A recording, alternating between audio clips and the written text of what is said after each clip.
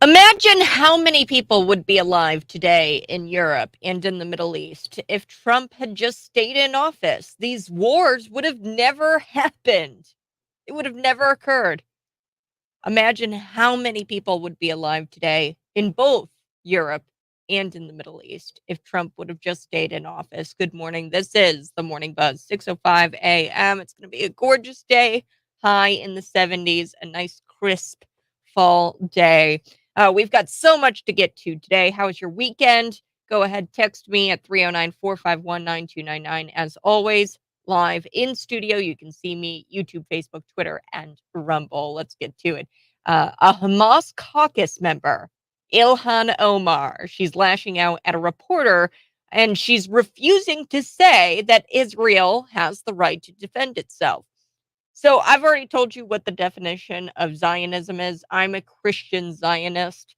That is the belief that Israel has the right to exist and defend itself. She doesn't want to admit that Israel should exist. She doesn't think Israel should exist. We're going to get into it. Ilham Omar actually lashing out at this reporter who's trying to get her to say, hey, does Israel have the right to exist? Ilhan Omar, a sitting American congresswoman, does not believe Israel should even exist or defend itself. Next, Byron Donalds announces that he's going to be running for Speaker of the House. And the social media influencer, AOC, she's a former bartender. She's big mad about it. She's really peeved off. She does not want a Byron Donalds House Speaker. Full disclosure, guys, I think that Kevin McCarthy is going to be reinstated. The people who are holding out, you need to find their names and you need to vote these people out of office. Our Illinois congressmen, they all voted for Jim Jordan. Not the Democrat ones, but the Republican ones, right? They all threw their support behind Jim Jordan.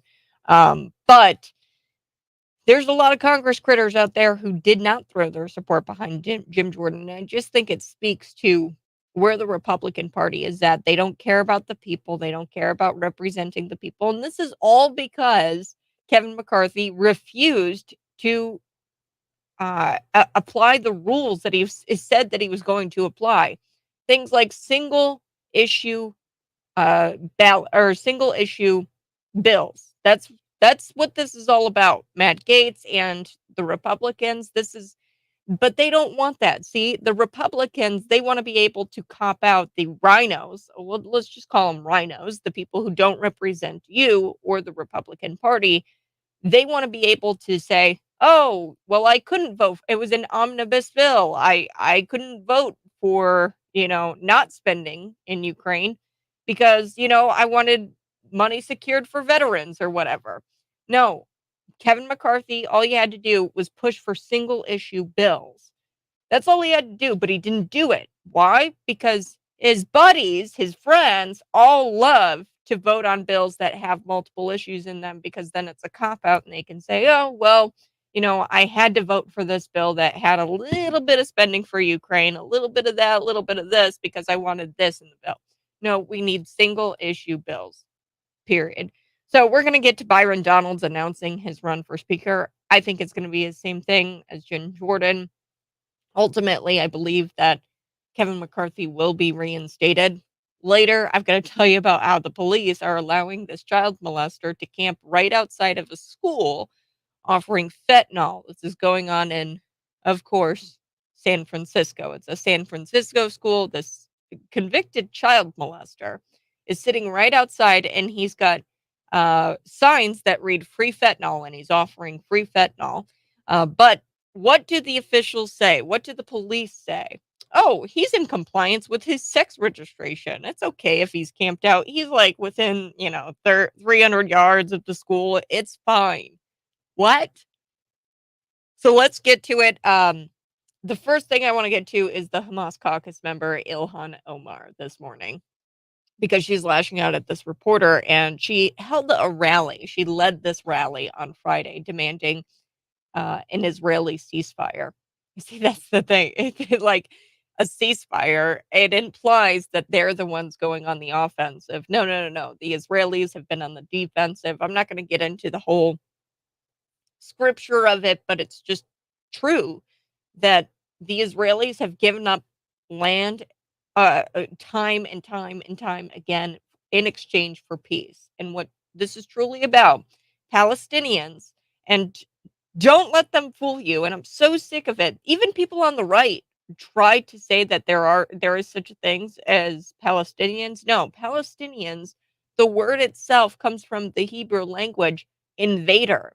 Palestinians, Hamas, it doesn't matter. They're all invaders and they've all tried to take away Israel. They've tried to take Israel away from the Jewish people. Why? Because they're jealous. They're mad that God promised that land to them, the descendants of Abraham. Okay, that's what God did. It was a promise to Abraham. This is going to be your land. And the Palestinians don't like that. They don't like America either because we chose God. In God we trust. It's written on all of our currency, right? It's very clear that we chose God as America. Our founding fathers wrote the Constitution, the founding documents, all make reference to the Bible. Okay, so they don't like Israel, they don't like the Jewish people, they don't like the Christians. Why? Because they don't like our God. Okay, Jewish people, Christians, they worship the same God at the end of the day. That's what this is about. But Hamas caucus member Ilhan Omar, she's demanding an Israeli ceasefire, which really doesn't make a whole lot of sense because they're not the ones on the offensive here. And if you don't believe me, just check out the land swaths, okay? Look at how much land the Arabs, the Muslims have. And I'm not saying that there's not innocent people over on that side. I do think that there's non-Israelis that are innocent. However, when we use the word Palestinians, these are the same types of people as the Hamas terrorists. Same types of people. And I'm so disappointed in conservative media and regular mainstream media because they don't point out that difference. That there's not a difference between a Palestinian and between a Hamas terrorist member, really. It's just like different labels. That's it. So to recap, Hamas attacked Israel where they raped, murdered, and beheaded and mutilated and kidnapped women and children. Okay, we know this hours after, before Israel had the opportunity to realize what was happening. People took to the streets to celebrate those attacks. Okay, hours after they mutilated, kidnapped, beheaded children, women, raped women, murdered people. Okay, hours after these brutal attacks, they were in the streets, fist pumping into the air, filming themselves. And here in America, we had Americans taking to the streets and celebrating those attacks, progressives and those in the media. But I repeat myself, they are now demanding that Israel show some sort of restraint. Okay, those in the media, progressives, they think that Israel needs to show some sort of restraint, i.e., not defend itself against the murdering, the beheading, the mutilating, the kidnapping. So this has all been led by, of course, the Hamas caucus. Let me list them off for you. That's Ilhan Omar, Rashida Tlaib, social media influencer and former bartender, AOC. AOC, the same congresswoman who farted on, she literally let out a fart while she was on congressional video. And in that video, she was accusing Israel of ethnic cleansing, which is not what's going on. In fact, it's the opposite. Like I said, the Palestinians are trying to cleanse the ethnicity of the Jewish people, and they have been for quite some time. And to be honest with you, they've been kind of successful because look at the amount that there's 300 million Arabs, Muslims, Palestinians, or they're not all Palestinians, but there's 300 million of those Muslims and Arabs who most likely more than not would like to see the Jewish people dead surrounding Israel, which is just a tiny little sliver of land, and there's about 8 million Jewish people. Okay, so Friday, Ilhan Omar, this is her moment to shine. She has yet to unequivocally condemn Hamas uh, without both siding the issue. That's what I like to call it. She's both siding the issue. She says that she's not condemning Hamas, but she's coming out and she's saying, yes, there's fault of the Hamas terrorist organization. And then she tries to say that there's a difference between Hamas terrorists and Palestinians, which there's really not. But she both sides the issue. And she was quick to accuse Israel of alleged genocide, child genocide, which we now know was all fake news. Okay, we know that that was fake news. Where she puts out a picture, it was a picture from like 2013, and it wasn't of Israeli, or it wasn't of Palestinian children. She tried to say that the Israelis blew up or killed some Palestinian children. That wasn't true. She shared an image back from 2013, and it had nothing to do with Israel or the Palestinians. So, a reporter comes out last week and she asks the congresswoman if Israel should have the right to defend itself. And ILHAN Omar went bananas. She went absolutely crazy. I'm quoting her here. She goes, "How many more killings is enough for you? Is it 1,000 more, 2,000 more, 3,000 more? How many more Palestinians would make you happy if they die?" That's what she said. When asked, "Hey, do you believe Israel has the right to defend itself?" Then she goes on. She goes, "Will you be fine if all the people of Gaza are gone? Would it make you happy? Would that be the thing that makes you proud?" So no, I don't think Israel has. You don't think Israel has the right to defend itself? Clearly, she doesn't believe that Israel should have the right to defend itself. Let's just take a listen to the clip real quick. As always, live on YouTube, Facebook, Twitter, and Rumble. Here we go. A question from anyone else?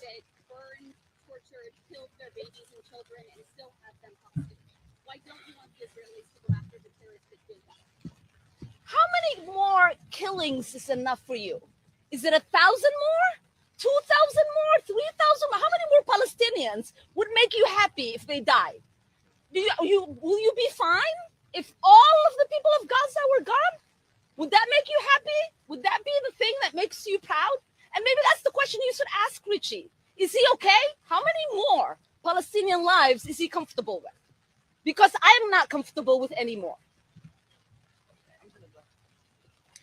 She went absolutely bananas, folks. She went on this crazy rant. And look, she is on the side of the Hamas terrorists and of the Palestinians. Like I said, the Palestinians, the Hebrew word for Palestinians is invader. They are not the innocents. Okay. These are Antifa type members. These are like BLM. That's the best kind of example I can give you here in the United States. We've kind of already encountered some of these types of people where they break off, they create these autonomous zones. These are called Palestinian territories. There's no such thing as a Palestinian country or Palestine. There is no such thing. ILHAN Omar side is the one that has teenagers running through the halls of their school demanding the annihilation of Israel. Yes, that happened. Right here in America, we had teenagers running through their halls at their school demanding the annihilation of Israel. And, you know, I think they're the ones who think that 3,000 more deaths aren't enough of Israel, of Israelis. Okay, she is the sides confused. It's not mob Jews and Gentiles taking to the streets celebrating death, celebrating torture. The pro-Israel side of the argument isn't even calling for a proportional response. That's the thing too, you know, we all thought that Israel blew up that hospital, and I said at the time, I was like, "Okay, so what if they did? That's a pretty proportional response to what's been going on." You know what I mean? Like, I at the end of the day, I don't want to, you know, say that blowing up a hospital with children in it is a good thing. It's all evil, it's all wrong, and it should have never happened and would have never happened had Donald Trump been president. This is all because of Joe Biden. Giving that money to Iran, fueling both sides of the war. We're funding both sides of the war, which doesn't make a whole lot of sense to me. But ILHAN Omar, she would not denounce Hamas without also claiming that Israel is bad. Okay, so she won't use her position as a Hamas sympathizing member of Congress to demand the release of all of of all of the hostages. Okay, so she should be, as a congresswoman who, is a Hamas sympathizer or who is on the side of the Palestinians. Okay, whatever. We can try to accept that. Why doesn't she use that position of hers to call and to demand for the release of the hostages? She won't. She won't even call for them to write, "We will not attack the Jews again," 100 times on the chalkboard. Okay, so uh, but say the word Israel to her, and she's not going to calm down about it. She does not like Israel. She does not believe that they should exist as a country, and she does not believe that they should defend themselves. Okay, so we're going to be back. We're going to talk about the Speaker of the House because America still doesn't have a Speaker of the House. They would not vote on Jim Jordan, which is just despicable. And it should show you how broken the Republican Party is. And we need to use this to get those people out of office, the people who wouldn't back Jim Jordan, um, and they were strong arming. We need to get them out of office. We're going to be back on the other side. This is the Morning Buzz.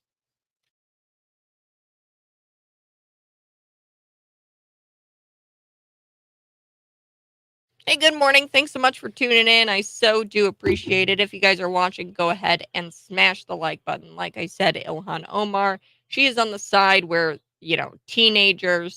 um, teenagers are running through the hallways in American schools and they are shouting things like, oh, um,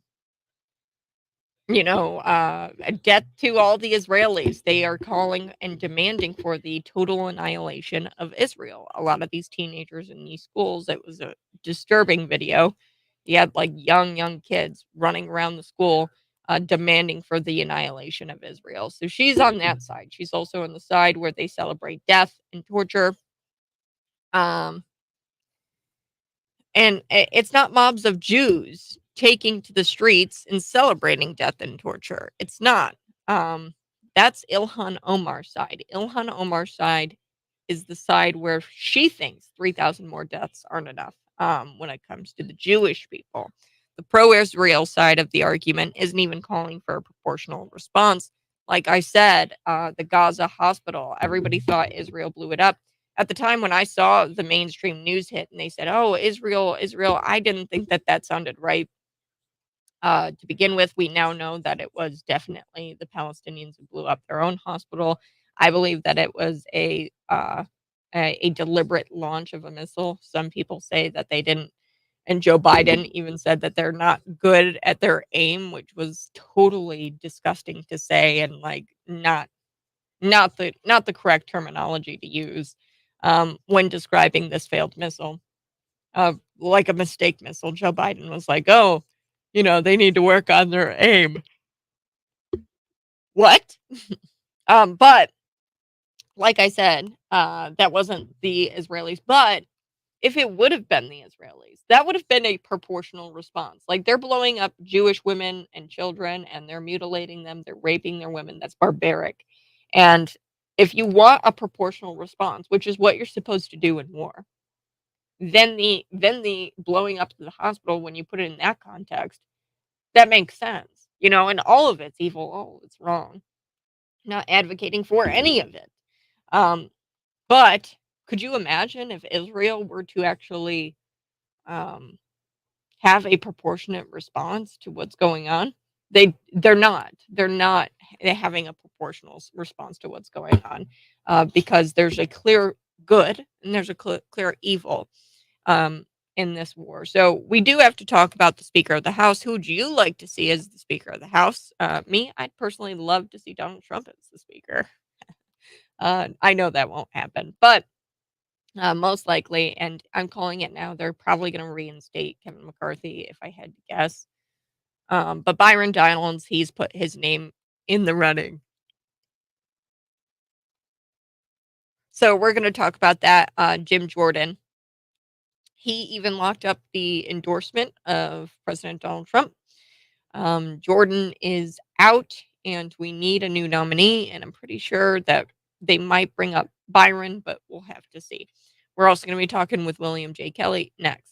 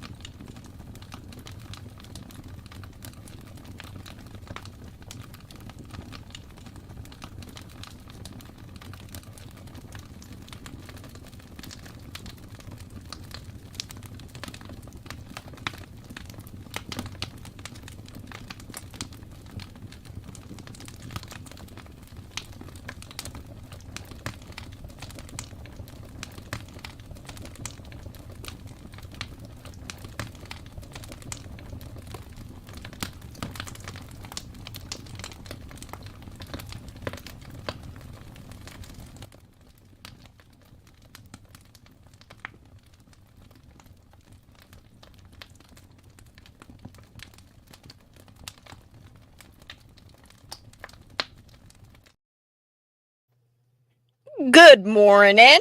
309-451-9299. That's our buzz line. You can always buzz me. The Princeton Gun Show, that's this week, October 28th and 29th. I'm so excited for the Princeton Gun Show. They've got all kinds of firearms. We are going to be talking about a little bit later. California, again, this judge, federal judge overturning California's unconstitutional assault weapons ban. This is important to us because we can kind of start to see precedent here. We have our own assault weapons ban. So this federal judge actually overturns California's unconstitutional assault weapons ban again. So this isn't the first time that he's done this. They've overturning it again. So we're going to get to that. But first, to the very busy phone lines, I'm going to read a couple of your text messages. ILHAN Omar should not even be in Congress, let alone America. She lied on her application to get into the country. She also married her brother. Ooh, got him. Also, want to make sure I clarify. I said high. It's a high of 70 degrees. So it could get up to 70 degrees. Not highs in the 70s, but high of 70. It's going to be a nice crisp day. Wanted to make sure I clarified that. Somebody corrected me on the text line. Yes, high of 78 degrees. A little bit later, we've got to talk about an Illinois attorney. She was fired from the comptroller's office after some social media messages actually surfaced showing that this woman went on a complete anti-Semitic tirade. I mean, she really hates the Jewish people. This Illinois attorney, she got fired from she was serving in the comptroller's office. These are the types of people who are paid for by your tax dollars, by the way, because that's how we hire people in that office. We pay their salaries, right? They work for the state. This woman was paid state taxpayer money, and she is a straight up anti-Semite. I mean, I'm just going to say one thing that she said in these messages, and you are going to be like, no way. This woman was serving as an attorney in the comptroller's office. Yes. She said Hitler should have eradicated all of you. That's just a highlight, folks. There's so much more. That's what she said in some text messages. or social media messages. We're going to get to that story here coming up in just a little bit. William J. Kelly joining me on the line. You guys can see us live, YouTube, Facebook, Twitter, and Rumble every Monday. We kind of go through things, all things Chicago.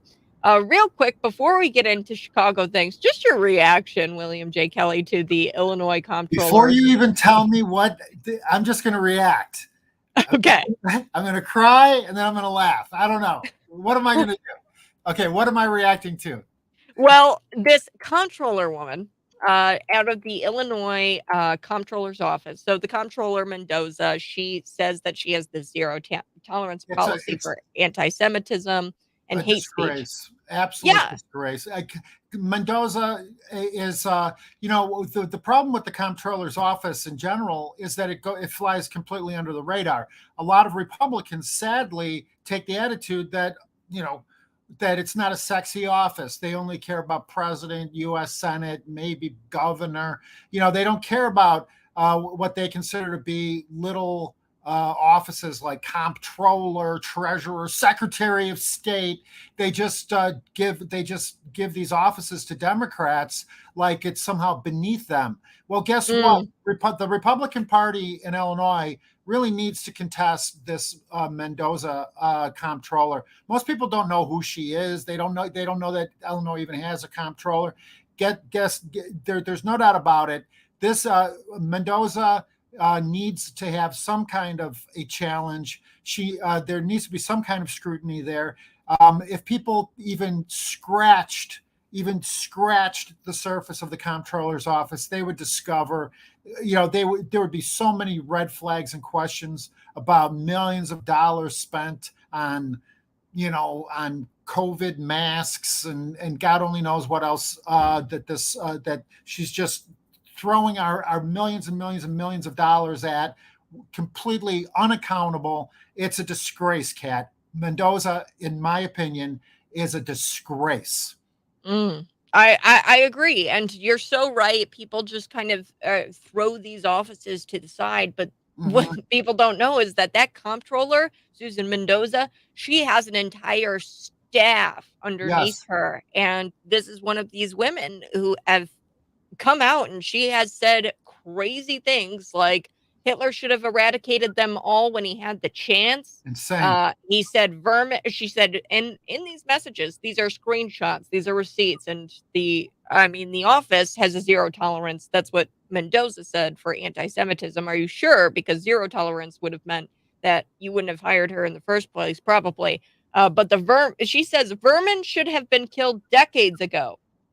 Hopefully someone sends you anthrax. She's saying this to a Jew, and she says, or poisons you and you die a slow, terrible death. I mean, these are the types of people that your money, because she has to pay her staff. And where does that money come from? Comes from you, the Mendoza taxpayer. Has an office in our state capitol building, our historic, beautiful state capitol building down, in Springfield, Illinois, which I love. I love going to Springfield. I love Saputo's, the restaurant. Every time I've ever been, I'm a little bit of a history nut or nerd or whatever you want to call it, as you probably know. I love walking the streets of Springfield, and it just makes me sick to think the Mendoza has an office in our beautiful state capitol building. She has a parking spot right out in front of the state capitol building with her name on it, and nobody even knows what she's doing in that office or where all the money's going. And well, she's hiring anti-Semites. That's what she's doing. And on top of it, here's the other thing, Kat, and this is why Republicans really need to start caring about these offices. The comptroller signs all the checks. If you want to control spending in the state of Illinois, elect a fiscally competent comptroller. Sorry, I'll shut up now. No, but you're still right. It was an important story, and I brought it up because she also, the woman that was the anti-Semite, said all of these crazy things. She also got terminated from her position as the president of the South Asian Bar Association of Chicago. So she's lost her job, which is great. And I'm so glad, but it should have never happened in the first place. And I'm sorry if you can't smell out a rat like that one. as Susan Mendoza, then you are just not competent enough to be in that position. We I need mean, Mendoza out. Mendoza out. yeah. Period. Well, what else is going on in Chicago? What What's else? the crime look like over the weekend? Like, how much Well, blood was spilled over the weekend? Well, there you go. Crime and migrant news out of Chicago. You know, I was born and raised in Chicago. I love Chicago with all of my heart, and it breaks my heart that Chicago is known for two things: a violent crime crisis and a migrant crisis. And when you say blood spilt, you're right. I mean, dozens upon dozens of people. By the way, thousands of people shot, murdered, completely unsolved. So technically speaking, you've got people who have gotten away with murder walking past you on the sidewalk every day. We're seeing an increase in people shooting back. So, I know some people call that good news. I think it is really a horrible byproduct of the total and complete breakdown of law and order in the city of Chicago. There was a story about a woman on the south side of Chicago, Morgan Park, very close to where I was born and raised. She was an attacker came at her with a knife. She pulled out a gun and shot him dead. Technically speaking, I call that good news. Okay, people, but it's really sad when people now in the city of Chicago they just take it for granted that they can't count on the police. They are their own first responders. The only thing that's really worrisome is that Democrats like Pritzker want to take away that woman's gun. They don't want her to have a gun. They want men to be able to chase after women on the South Side with knives. Mm-hmm. They don't want women to be able to pull a gun out and shoot them. Kat, Mm-hmm. This is the kind of leadership or anti-leadership that we have in the city of Chicago. It's despicable. It makes my skin crawl. As a reporter, I'm just reporting the news, who, what, where, when, how, and why. But as a human being, the fact that Democrats want to disarm this woman. What would have happened to her had she not had a gun, Kat? I know. Well, and they come after you when you defend yourself, and you become a victim of a crime, and your likelihood of becoming a victim of a crime is so high in Chicago, right? I mean, and once you become a victim of that crime, I mean, forget about getting your FOID card, your CCL, your concealed carry. There is no way you are going to be able to get a gun because you were a victim in a crime. Because for some odd reason, I mean, the Illinois State Police, the state of Illinois, they find out everything. If you were a victim of the crime, they'll deny you a FOID card. Criminalizing, they're victimizing the victims. They're criminalizing the victims. And speaking of that, if you want to shift gears, there's a really disturbing story out of Chicago from last week of a Chicago alderwoman named Alderman Ramirez. She crashed a rally. There was a rally of her residents, mostly Hispanic, ironically enough, that were having an anti-migrant rally. They do not want these Venezuelan migrants in their ward, right? She crashed their rally, and then when they started shouting at her, she accused them of attacking her. So this is starting to become a pattern. Okay, I believe it started under Lightfoot when she accused me. When I was asking her questions about violent crime, she revoked my media credential. She said that I was out of line, that it was wrong for me to be asking her these questions and being so dogged about trying to ask her questions about multiple mass shootings occurring every weekend.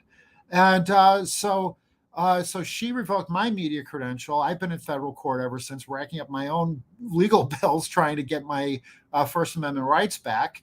But this is now I see that this alder person is doing the exact same thing to her own residents, accusing them of attacking her.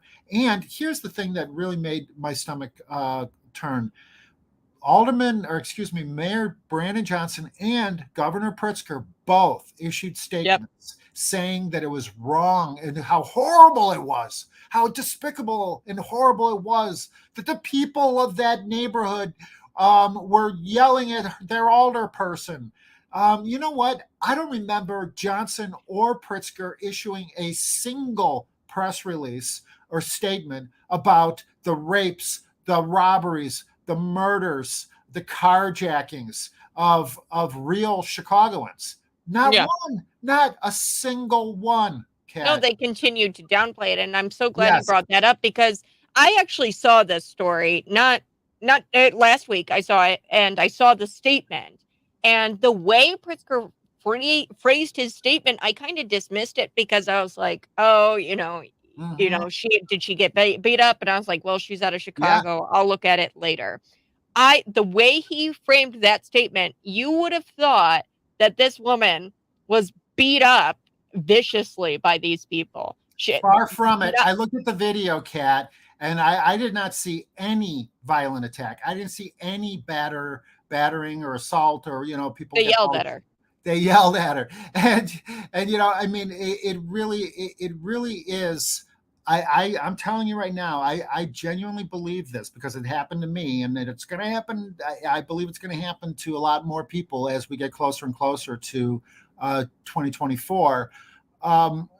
The uniparty, it's almost a Democrat and Republican thing now. What they are going to do is shut down any citizen who wants to question them by criminalizing them, by saying that they are a threat, that they are right-wing extremists, that they need to go to prison, that we need to send them away and have them re-educated. This is it would have sounded crazy, even, I don't know, a few years ago, but these are the words that are coming out of our politicians, our elected officials' own mouths. Mm-hmm. No, and I think you're so right. They're going to start to take it a step further. Now, I'm sure I've actually never told you this story. I almost got sued by this Republican, so-called Republican. He's Andy Byers. He gets funding from Republicans, Democrats alike. It's a uniparty type member, and he's just a councilman here in the town of Normal. Recently got elected. This was prior to him getting elected. And I was just kind of checking it out. I asked him the question, William. I asked him, hey, I see here that you didn't complete your, I think it was ethics, sexual harassment training, and under law, if you're a lobbyist, he's a lobbyist. Under law, you're supposed to complete those trainings in order to lobby in the state of Illinois. One nation under lobbyists.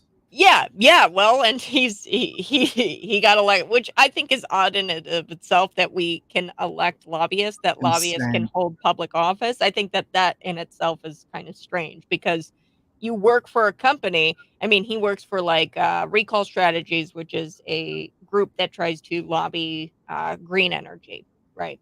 And green energy companies, those are their clients, their top clients. But it says right there, on the Illinois site. I mean, this is, coming from the Secretary of State, who, files all of this trainings. He didn't complete it. So all I did was ask him, hey, why didn't you complete it? Did you complete it? Is it on them? Did they not, And then, William, you will not believe it. The next day, I was sent all kinds of things from their Chicago attorneys, from their lawyers, saying that I needed to. Oh yeah. And their pockets are deep. So I think that has, people are saying, that didn't scare me. And neither did Mayor Lori Lightfoot. In your case, you said, you know what, we're going to sue you for taking away my freedom of speech. That didn't scare me. I ran with the story anyway, and they did nothing.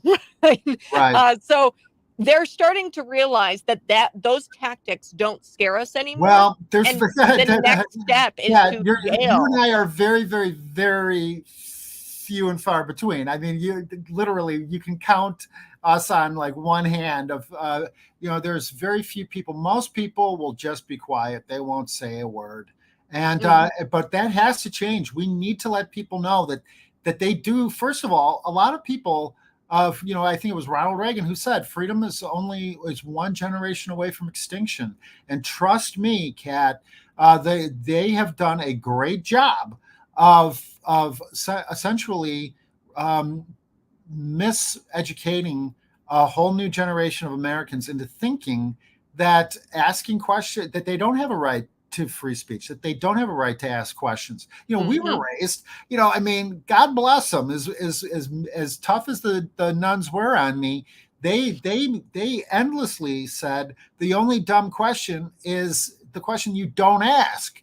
They were saying ask questions. They were, so I grew up thinking, well, I better ask questions. This is my duty. It's almost a responsibility to ask questions. But no, I'm telling you, going into 2024, especially in Illinois with the Democrat National Convention coming, it's going to be very, very dangerous to ask powerful people questions. And here's a kind of an interesting migrant related news is that they're getting, after my report, I don't know if you saw it on the Fox and Friends from O'Hare International Airport.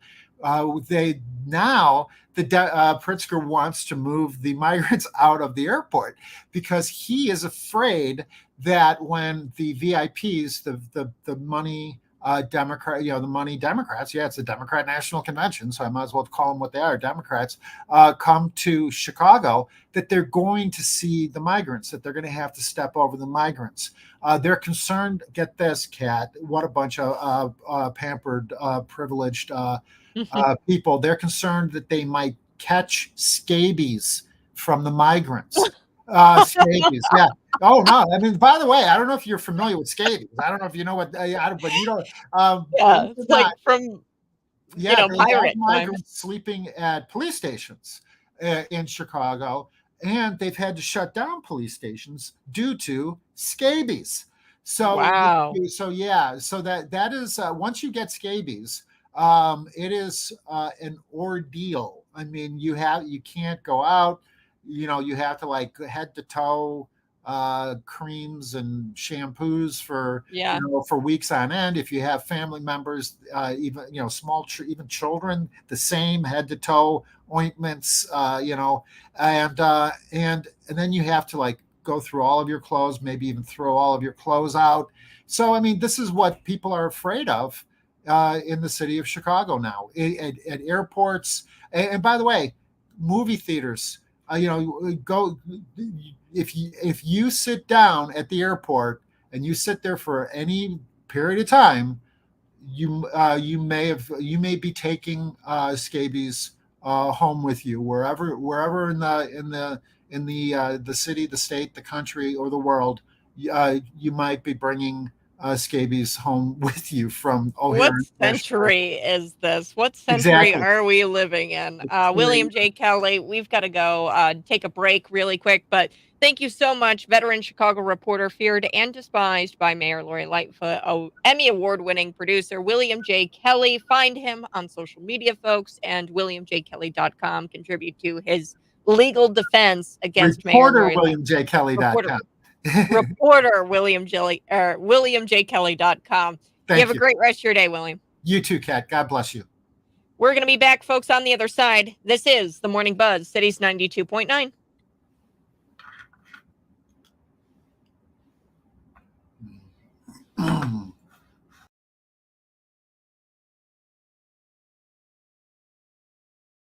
Hey, folks, if you're watching, go ahead and smash the like button. I so do appreciate it. We're going to be back here in just a little bit.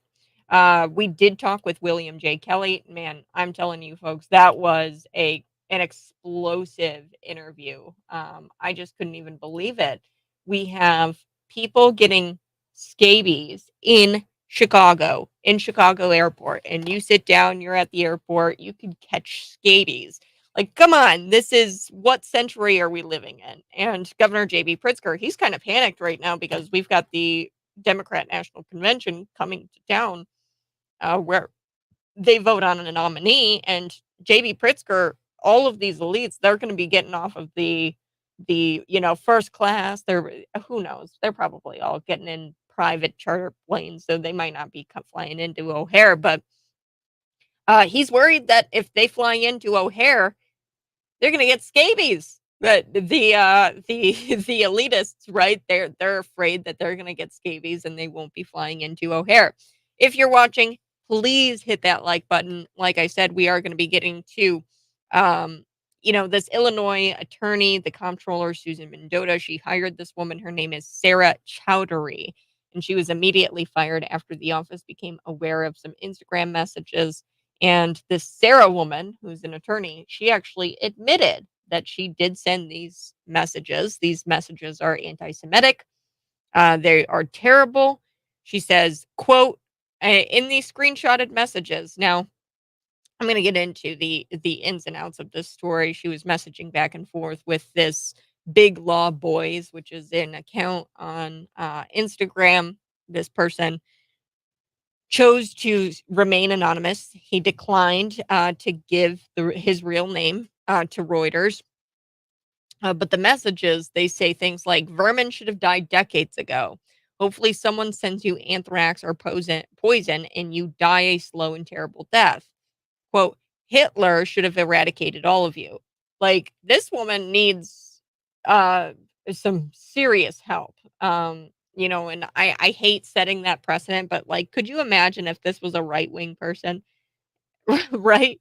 If this person was right winged and, voted for Donald Trump, this person probably would have had their door busted in and kicked down and shot in the face and, at dawn, which actually happened to, somebody who wrote some terrible things about Joe Biden.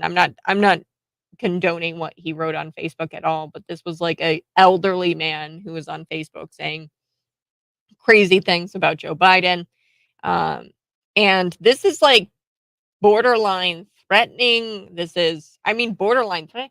I mean, she goes, hopefully someone sends you anthrax or poison and you die a slow and terrible death. Like, it doesn't get much more extreme than that. And this woman, she will never have her door busted down and the FBI shooting her at dawn, right? She will never, because she's not a Trump supporter. If a Trump supporter would have said that against a Jewish person, um, or a Palestinian or something like that, could you imagine? The FBI would bust down their door and shoot them.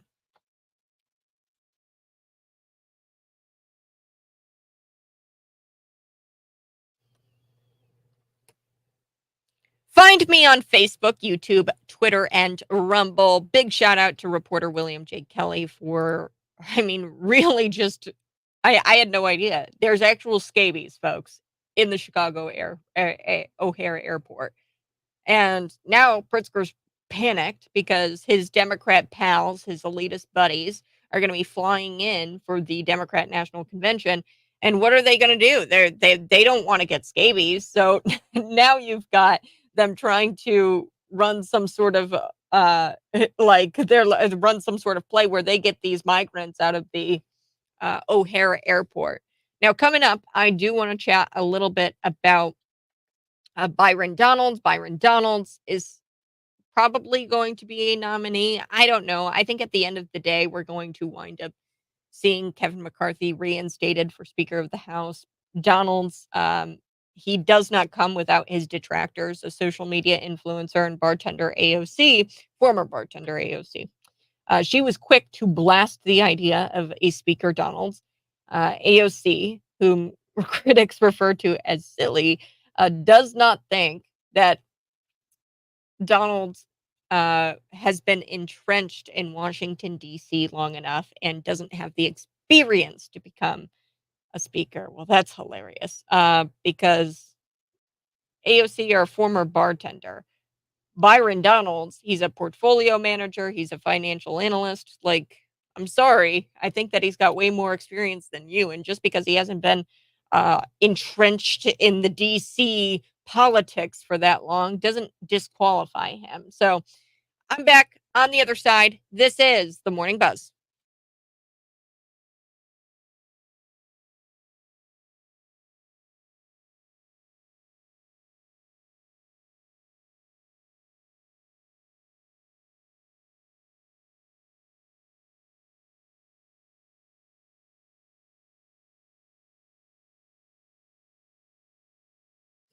Good morning, folks. Let's get to your very busy text line and your comments. Would that be a personal attack against Pritzker because he's Jewish? Yeah, well, and I know the anti Semitism is rampant. And, I can obviously tell that J.B. Pritzker is not an Orthodox Jew. He does not practice. Otherwise, he would know that, Hamas terrorists and Palestinians are essentially the same thing. Okay, I've been harping on this for a while because it just drives me nuts that conservatives, Republicans, they don't know this, and it's very clear once you know the meaning of the word Palestinian. So Palestinian means in Hebrew, it's literally the Hebrew word for invader, and the Jewish people called these people invaders because they were actually invading their land, and the the land they have given up in so many different, like Saudi Arabia, Iran, Iraq. All of that should be the Jewish peoples, and it was promised to the Jewish people by God. And if Pritzker was a practicing Jew or an Orthodox Jew, he'd know that because, or if he even knew a little bit of history, he'd understand that. So we're going to talk about that a little bit later. Be sure to hit the like button if you're watching.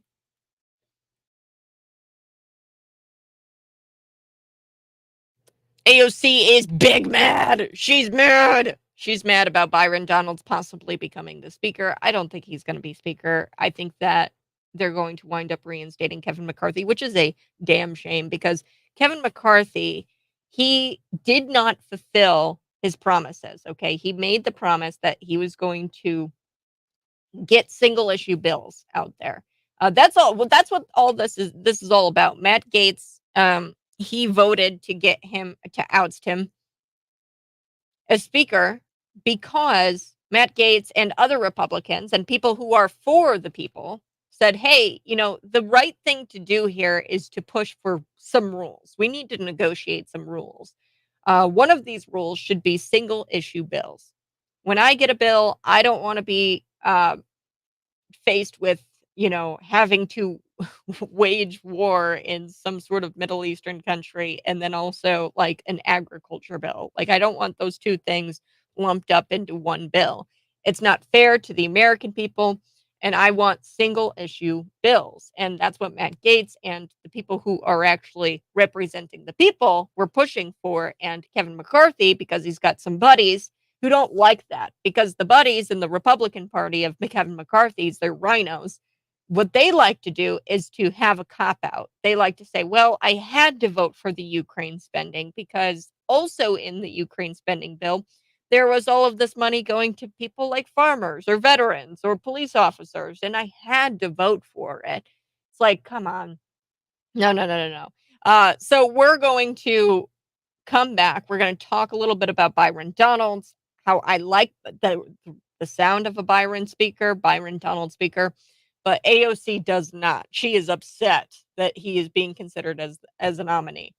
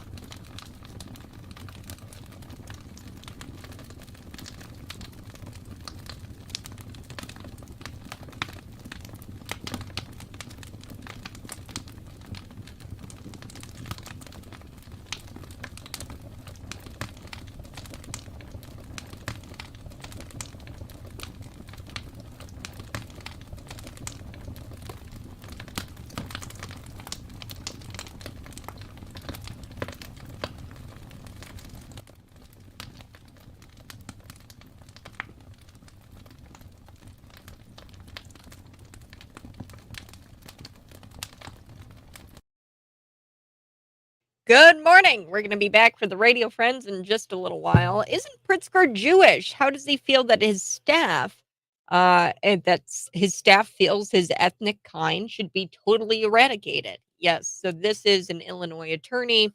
Her name is Sarah. She was recently fired from Susan Mendoza. She's the comptroller. She was fired because she had all kinds of anti-Semitic messages back and forth with this account. We don't know the name of the man, but he claims to be Jewish, and he was going back and forth with this Illinois attorney who works in the comptroller's office. And it's so critical that you know that those people are paid for via taxpayer dollars. How does JB Pritzker feel, being that he is a Jew himself? Yes. So Susan Mendoza, she did fire this woman. This woman did get fired from her position as the, what was it, South Asian Bar Association. She was the president of that.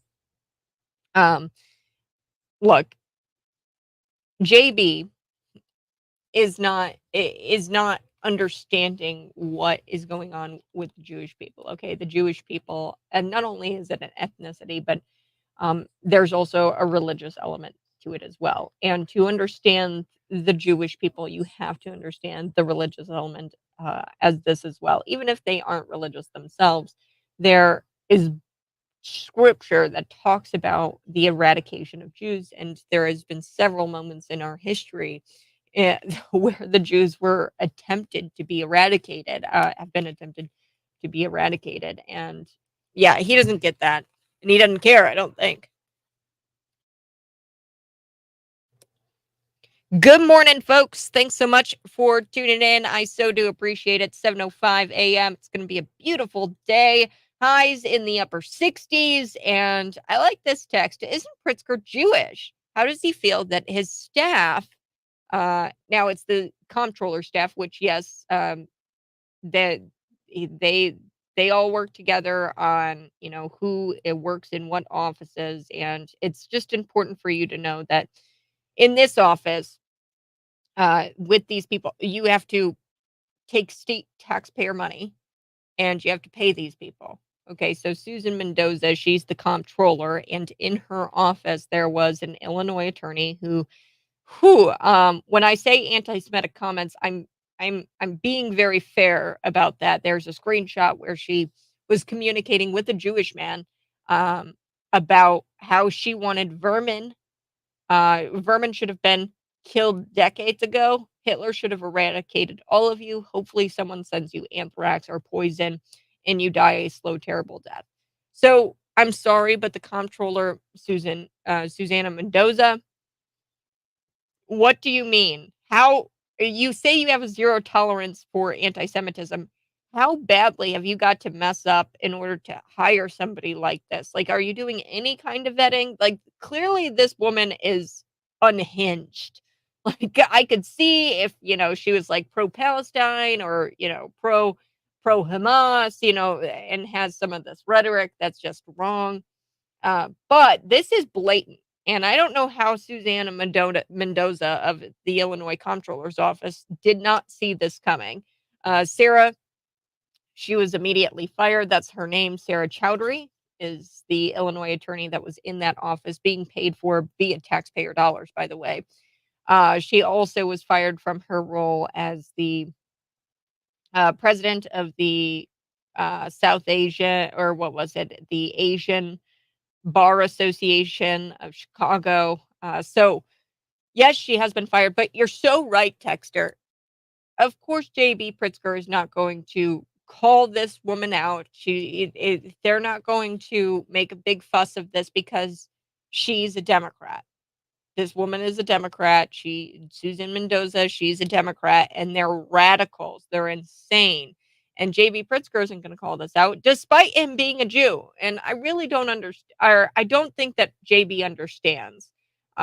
You have to look at this through a biblical lens, through a historical lens, for how long the Jewish people have been constantly just attacked by the Palestinians. And you can tell by JB's rhetoric that he doesn't even understand that the Palestinian word in Hebrew means invader.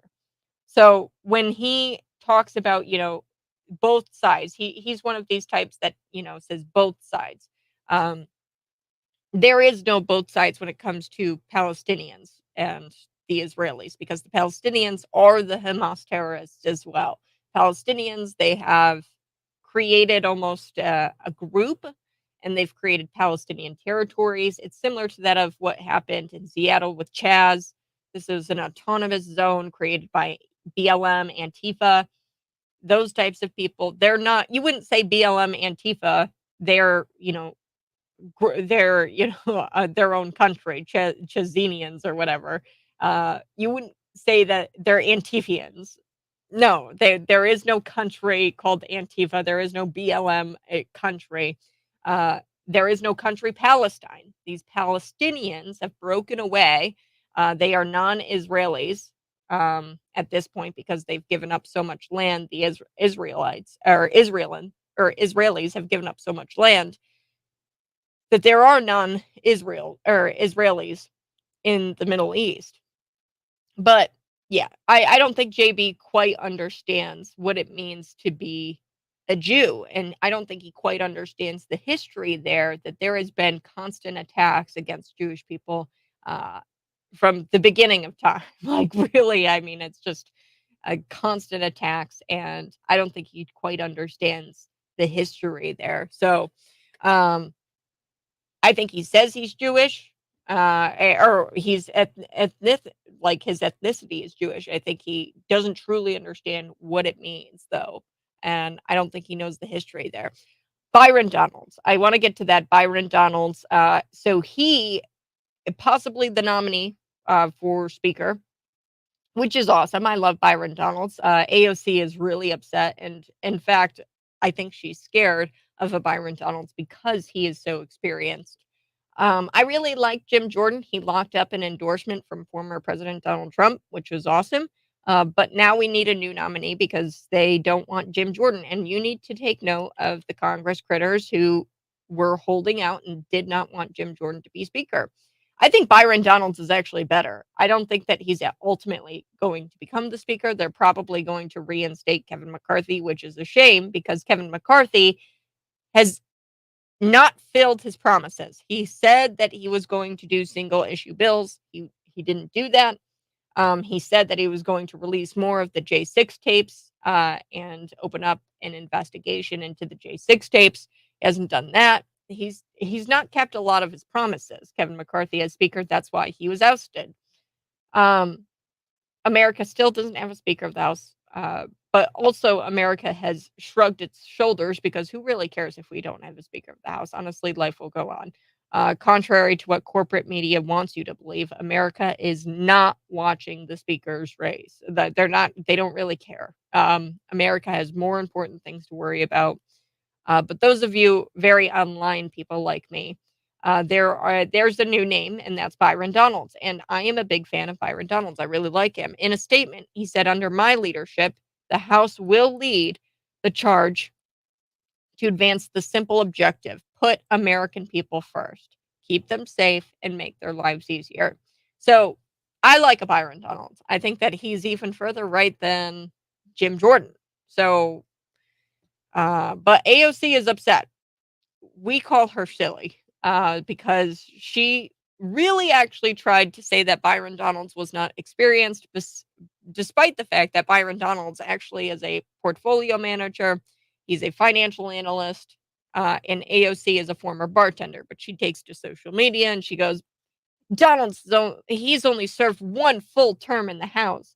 His most recent work involves submitting falsified evidence in an impeachment investigation. These people aren't serious. Ugh. That's what she wrote on social media. It's like, come on, AOC, you are literally a former bartender. You cannot sit here and say that he doesn't have experience of what? Because he hasn't been entrenched in Washington, D.C., because he's not a Congress critter yet. So Byron Donalds, I think should have been the first one floated out at the beginning of this month. There was his name floated out there, Jim Jordan's name. I think Byron Donalds should have gotten it over Jim Jordan. Because Jim Jordan, I like him. I think he just kind of says the right things. He hasn't been a huge deliverer Let me say that. Um, so Byron Donalds, I think that that's got a nice ring to it. I really do. During the GOP chaos in January when we were electing a new speaker, Donalds was the name put out as the not Kevin McCarthy, and a handful of the rebels negotiated changes to the rules. So that way we could get Kevin McCarthy in there, but he had to negotiate some changes. One of those rules being single issue bills. We can't have these huge bills that include Ukraine spending, and we can't sneak Ukraine spending in all of these bills. We have to actually have debates on the issues, and we have to affect good change for the American people. That's what people in the party wanted. And Kevin McCarthy was supposed to change the rules, but he didn't because his pals in Congress, the Congress critters, the rhinos, they like those omnibus bills because they get to cop out. They get to say, oh, I had to vote for the Ukraine spending because it was lumped in with this other bill that I really wanted to get this issue voted on, and I wanted to vote yes on this issue, so I had to vote yes. They love those bills, okay? They love the fact that they get to vote for Ukraine spending and cop out and say, "Oh, I didn't want to, but I had to." Donald's checks at least one of the two boxes for being Speaker of the House. He's one of the best Republicans when it comes to articulating conservative positions, regardless of the medium, whether it's on media, on the news, on these congressional hearings. He's reaching out to new audiences, and I think that he uh, is a fresh voice. Now, let's take a listen. I love Byron Donalds when he when he said this. I think about this all of the time. There was a reporter, and the reporter goes, "You've put yourself in a really public position opposing the person that could be speaker. Are you worried about the retribution?" And then he's trying to stoke fear, as all journalismers do, into Byron Donalds to get him to back down against his run against McCarthy back in January. This is what Byron said. Here we go. Are you worried about retribution after the fact? There was threats that folks that weren't going to vote for McCarthy would be kicked off committees. Now you've put yourself in a pretty public position opposing the person that could be the speaker. Are you worried about retribution? Man, I'm 6'2", 275. I'm not worried about that. Are you worried about retribution? He goes, I'm 6'2", 275. I'm not worried about that. I'm not worried about retribution just because I stand up for what's right. I stand up for single issue bills. I stand up for those J6 tapes to be further released, and then further investigated by by Congress. Donalds, he checks off that. I mean, he knows how to handle the media. Clearly, by that clip, we know he can handle the media. The other, which is really interesting, here's one box that he checks off. The speaker needs to be able to fundraise and to campaign for other congressmen in order to grow that majority. We have a very small majority in the House, clearly. If we had a much larger majority and a majority that actually was pro the people, we wouldn't be in this situation right now. But his wife, Byron Donalds' wife, she is a part of Moms for Liberty, which is this organized group of what I call Mama Grizzlies. And they are focused on local issues and that cross party lines. That's the important part here. Outside of the very online extreme progressives who want to control the Democrat Party, this is what led to Glenn Youngkin's victory in 2021. These are issues that cross party lines, like the pornography in schools. Okay, Mama Grizzlies, they don't like that. Mama Bears, they are not fans of the pornography in schools. And this crosses party lines.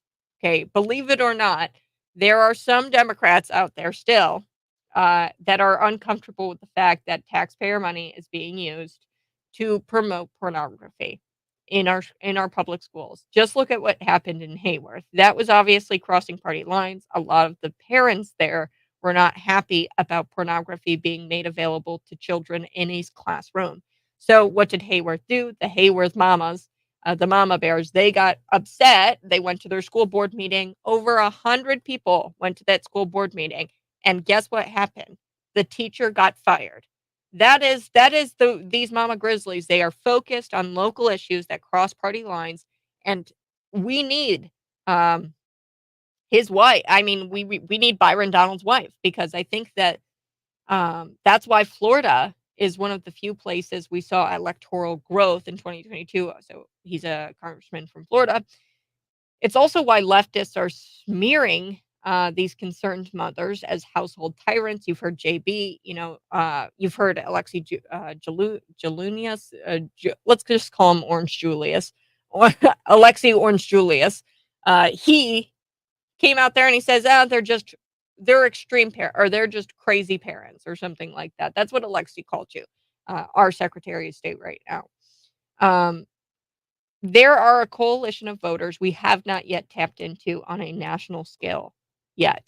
And that's what these types of voters are in these local issues. The pornography to children, that crosses party lines. The masking of children, that crosses party lines. There is a huge block of voters that we can tap into. So restructuring the National Republican Congressional Convention, heading into next year, to me, is much more intriguing than electing another speaker who will repeat my opinions back to me on Twitter. And I'm sorry, but that is what Jim Jordan is known for. He just repeats my opinions back to me on Twitter, which is fine, and I'm great that you stand up.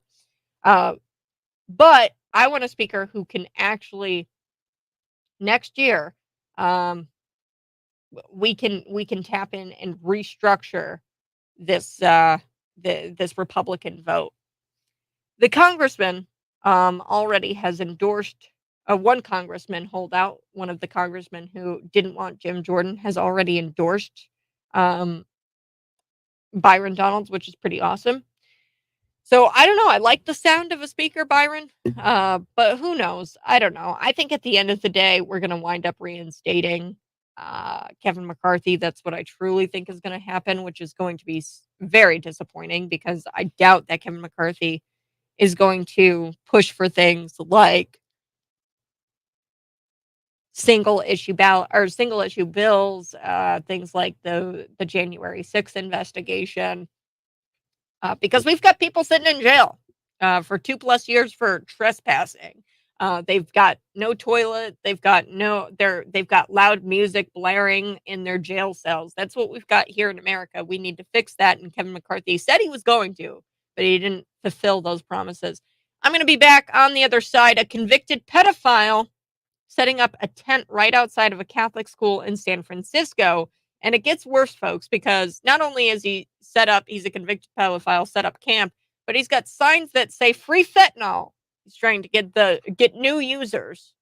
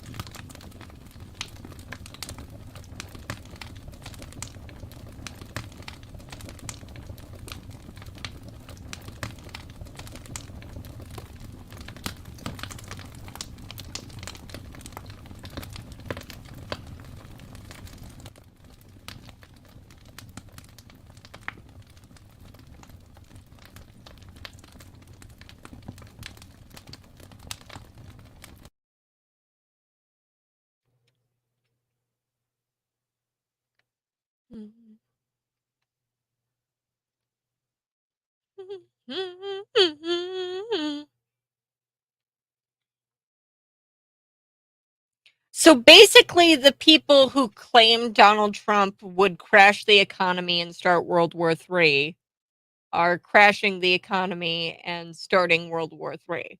Yes, they've crashed the economy, they've started World War III, and they said that Donald Trump would do that. Okay. Byron Donalds, like I said, I'm excited. I would love to see Byron Donalds out there as the Speaker of the House, but I don't know. Folks, I think that Kevin McCarthy is going to wind up being reinstated. We'll have to see. I hope that the Republicans who are for the people, Matt Gaetz, Marjorie Taylor Greene, and the like, will stand up and will continue pushing for a speaker that has a conservative position and advocates for just basic rules. Like that's what bothers me so bad. People are like, oh, look at the Republican Party, like they're so broken. And no, this is good because we have people who are fighting for things like single issue bills. Single issue bills are so important. We need to get that rule changed to where our Congress critters only vote on one bill for one issue, single issue. You can't lump in Ukraine spending. Like, for example, what's going on with Israel and Ukraine right now. If Joe Biden gets his way, we'll have a spending bill that includes, spending for Israel, spending for Ukraine, spending for Taiwan, and maybe, just maybe, the people aren't for spending in Ukraine anymore. Okay, we're just not for it. 60, what was it, $billion? I think it was $100 billion bill. 60 billion was going to Ukraine, 10 billion was going to Israel, 30 billion was going to uh, Taiwan. And perhaps the American people have voiced their opinion about spending in Ukraine, and they have said, hey, we're not for it. Every single poll says that like 85% of voters are against spending more in Ukraine and fueling that war. And here's the thing: we're spending for Israel, but really we're spending on both sides of the war in Israel. We're giving money to to the Palestinians, to Iran, and we're fueling both sides of the war. So we're never going to win. It's just going to be this endless money pit. But you, as a congressman, should be able to say, no, I'm going to vote no, but I do want to give money over to Israel. I don't think that we should be giving money over to Israel. Israel doesn't need the humanitarian assistance right now. They could turn Gaza into glass if they wanted to, but they won't because they're good folk over there. Okay. The Jewish people are good folk. Benjamin Netanyahu, I really do believe, is an okay prime minister. But I think that they're purposefully not meeting the Palestinians with a proportional response. A proportional response would have been blowing up that Gaza hospital. We now know that that was all fake news. It was the Palestinians who blew up their own hospital and blamed it on Israel. We now know that that was all not true, that they didn't blow up the Gaza hospital. But I've said, even if it were true, like, that's a proportional response in war times. Okay, we've got the raping, the murdering, the beheading of children. Okay, that's what's going on. The Palestinians are doing that to the Israelis. A proportional response would have been blowing up that hospital, but they didn't even do that. So you, as a congressman, should be able to say, yes, I want to fund Israel. No, I don't want to fund Ukraine. We shouldn't be lumping these things together. It's not right. We should push for rules to be set. Hey, let's do single issue bills. Donalds, he checks off the box. He knows how to communicate with the media. Love that about him. He handles them well. He also has a little wifey, Mrs. Donalds, who is for Moms for Liberty, which is this really cool grassroots organization. And I call them Mama Bears, and they're really focused on local issues that cross party lines. What do I mean by that?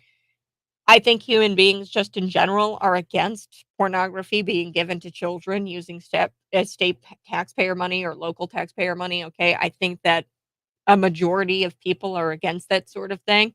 And Mama Grizzlies, they focus on those local issues that cross party lines, and they get it done.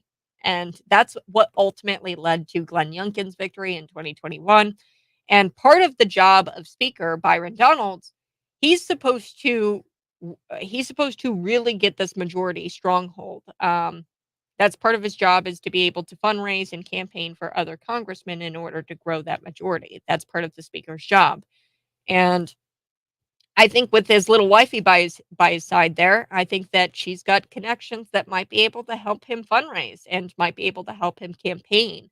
So I don't know. It's going to be interesting. I do want to talk about this story for a little bit. A convicted pedophile. I know. You're like, Kat, why? This is so important because San Francisco, like Chicago, these people don't care about you and me. They care more about the criminal than they do you or me. And this is just another example of that. San Francisco Catholic school, this guy has set up a little home in a tent right outside of this school. Convicted pedophile. You're starting to see where that's a problem, I'm sure. Okay, so now he's also got signs that say free fentanyl for new users and meth for stolen items. So if you steal items for him, he'll give you meth. And if you're a new user, there's free fentanyl for you at his little tent. Okay, so according to ABC7, he's been doing this for two years, for a whopping 2 years. I'm going to play the audio clip here for you on ABC7. They did a new write up on this, and your jaw is going to drop. I can't believe that these people exist, and that our public officials, our police officers, are allowing these people to exist, or like allowing these people to just do what they want in the streets right across from a school and a library. So let's take a listen here to ABC7's report on it. Been in San Francisco, basically homeless for 26 years. 46-year-old Adam Moore tells me he has lived on the sidewalk across the street from Stella Maris Academy for more than 2 years, and that his sign offering free fentanyl for new users is no joke. Moore says he's just passing on the drugs that other people give him in exchange for blankets and supplies he provides. They feel bad if they don't reciprocate. So they bring me trash that they've scavenged, things that they think are valuable, or they give me some of the drugs that they have, which I don't do. You're exposing grade school kids to this. Mm-hmm. This is not right. You know that. No, it's shallow. The kids come out of the school and they see this. Yeah, I only live by 2 rules. Be kind to others and make it look easy for children. The Richmond District Police Captain told me they recently tried an undercover sting on Moore, but he didn't have any drugs at the time. However, it's his past that's led to some concerns. Moore is on the Megan's Law website for lewd and lascivious acts with a child under the age of 14. I was innocent of all of the charges that I've been accused of, convicted of. Moore is apparently not considered a high-risk offender, so he does not have to follow the rule to stay 2,000 feet away from any school. And I was told that he is in compliance with all of the components of what his sex registration are. Wow, there you heard it. You heard the cop there. He says, he's in compliance with all of his sex registration components, and we're just going to let him stay outside. We're just going to let him stay outside this Catholic school and this public library, and he's camping out there with signs that say meth for stolen items, free fentanyl for users. When the reporter asks him about the signs, Moore says, yeah, I put them up. He doesn't deny that he put them up. He goes, I put them up a couple days earlier and he had not received much of a positive response. So people aren't going to grab free fentanyl. People aren't actually engaging with that tent. I would think so, because, even the criminals, they've got to see this and be like, is this a setup? Is this like, is he punking me right now? Like the people who use fentanyl, I'd come across this scene and I'd be like, if I was a criminal, I'd be like, is this a setup? Because this is too good to be true as a druggie and as a criminal. So Moore says people have threatened my life. They've driven by and told me to take the signs down. Yeah. And he asked what I'm doing in front of a school and a bunch of stuff like that. That's what the guy says. The San Francisco police spokesperson told the local media that they could not find any incident reports for Moore's campsite. So there hasn't been police reports made about his campsite. And there's no arrest record for him within the last 3 months. Now, he was recently arrested in May, and he was accused of committing some unknown felony. I've got the receipts here while on bail. So he was on bail, commits a felony. He's still out there for some odd reason, but he was arrested back in May for that. I guess the charges got dropped. Who knows? But he's out there, and he was asked by the reporter, "Are you serious about this? Like, why are you giving free fentanyl to people? That's messed up." And he goes, "I'm just tired. I'm just tired. And if you guys want to flush the world down the toilet, if you guys want to ignore people like me, it's at your own peril." That's what he said. So according to ABC7, because he's not considered a high-risk offender, he does not have to stay away from the school. So as long as he's 2,000 feet away from the school, he can set up camp there, even though he's got guilty. He pled guilty to this sex act. Or this sex crime. It's just so terrible. So from an outside perspective, here's what I'm thinking. I look at this and I'm like, is this guy like is this a massive troll operation? Did anyone actually see his ID? Is he using a fake name? If you watch the video, this guy comes off as very well spoken to me, and it's hard for me to believe he is who he says he is. Okay, but I don't know. All it takes really is for 30 minutes of somebody checking into, public records to come up with this plan of, trolling the city. That's what I would imagine they're doing here is they're trolling the city, and they're trying to bring attention to how insane the San Francisco officials truly are.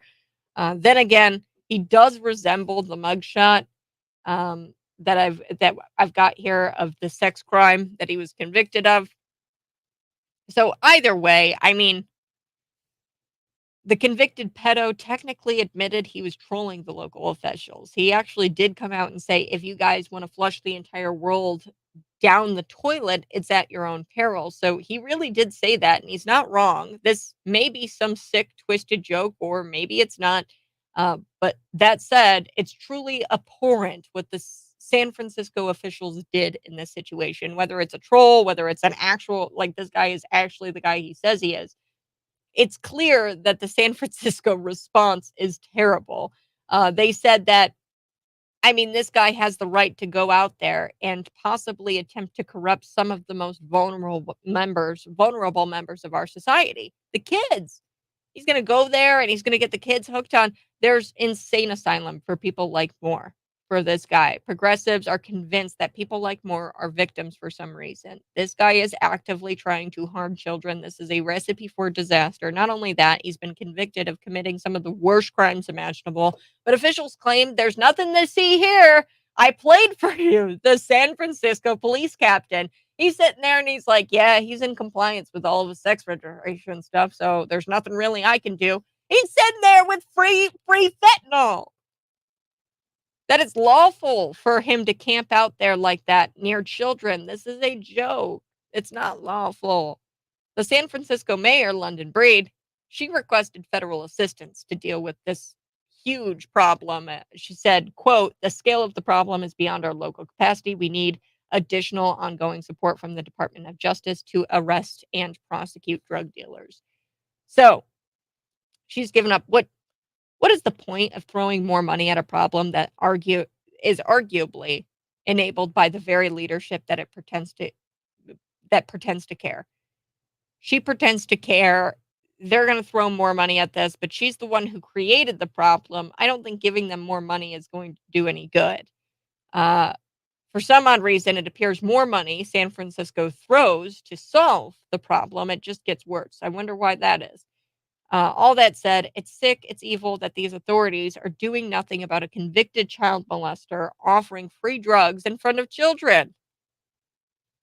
And you can't have a clown show without tents, folks. You claim it like clearly this guy's setting up tents. This is a clown show. He's camping out in San Francisco. I think it would be more appropriate to call San Francisco Circus City because this city is run by a bunch of clowns. Okay, gotta take a break. Coming up, an Illinois attorney fired from the state's comptroller office after social media messages surfaced showing that this woman went on an anti-Semitic tirade. She's crazy. I don't even know how she got a job at the state comptroller's office. Oh, wait. A bunch of radicals, even in our state comptroller's office. Okay. You might not really care about the comptroller's office. You might not really care about the secretary of state or the treasurer, but the Democrats care and they fill these guys in. They get these guys elected and they are rabid. They are rabid radical leftists. And this is what happens when you fill these positions that shouldn't be, they shouldn't even be like ideologues in these positions. The comptroller is the money woman. She signs all the checks. Okay. So there's no reason why they should have an extreme ideology, but they do. And this is what happens when you put people with extreme ideologies in these positions. You pay for anti-Semites. That's what in the state of Illinois you're paying for an anti-Semite to do work and to be paid on your dime. I'll be back.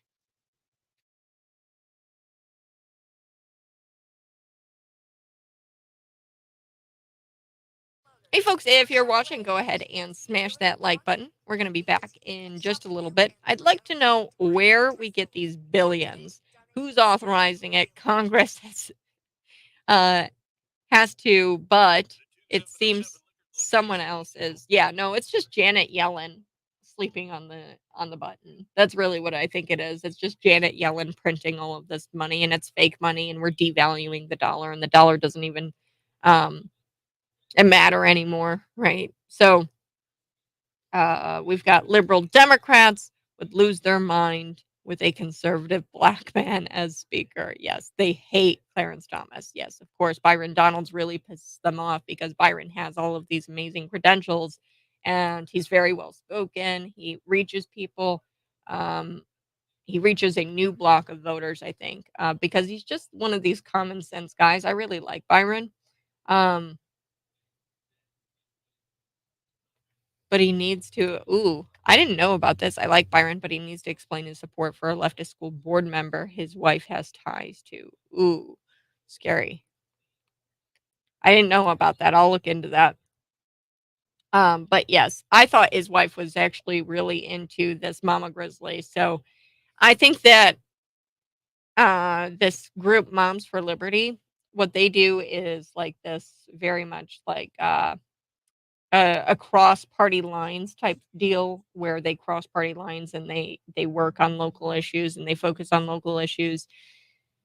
So, for example, one issue that crosses party lines is this. So, Bloomington Education Association, they came out and the teachers union has come out and they said that teachers cannot inform the parents that their kid comes out or can inform if the kid wants to go by Tammy when his name is Timmy, or if he's transgender or if he's gay or something like that. If he comes out to the teacher is obligated to not reveal that sexual orientation, that gender status to the parent.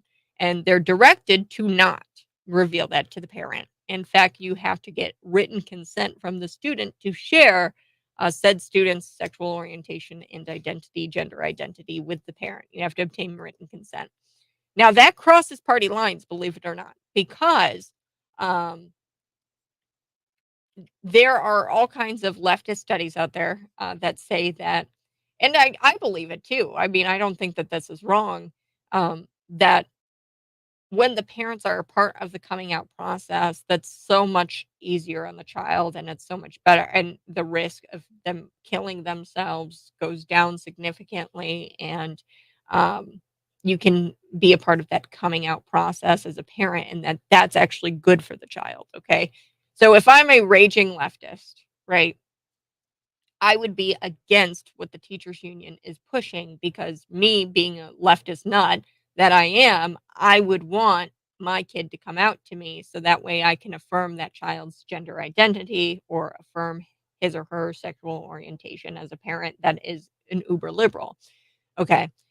So this is not about necessarily, and what folks, you know where I stand on the issue. Mutilating children, children having any kind of sexual orientation is screwed up and it's wrong because they're kids. Okay, they gay, straight, it doesn't matter because they're kids, right? They shouldn't have a sexual orientation at the age of 9. They should be focused on riding bikes. Okay, it's absurd that we are fanning the flames and allowing these children to have sexual orientation, straight, gay, whatever, or even transgender. You don't know, okay?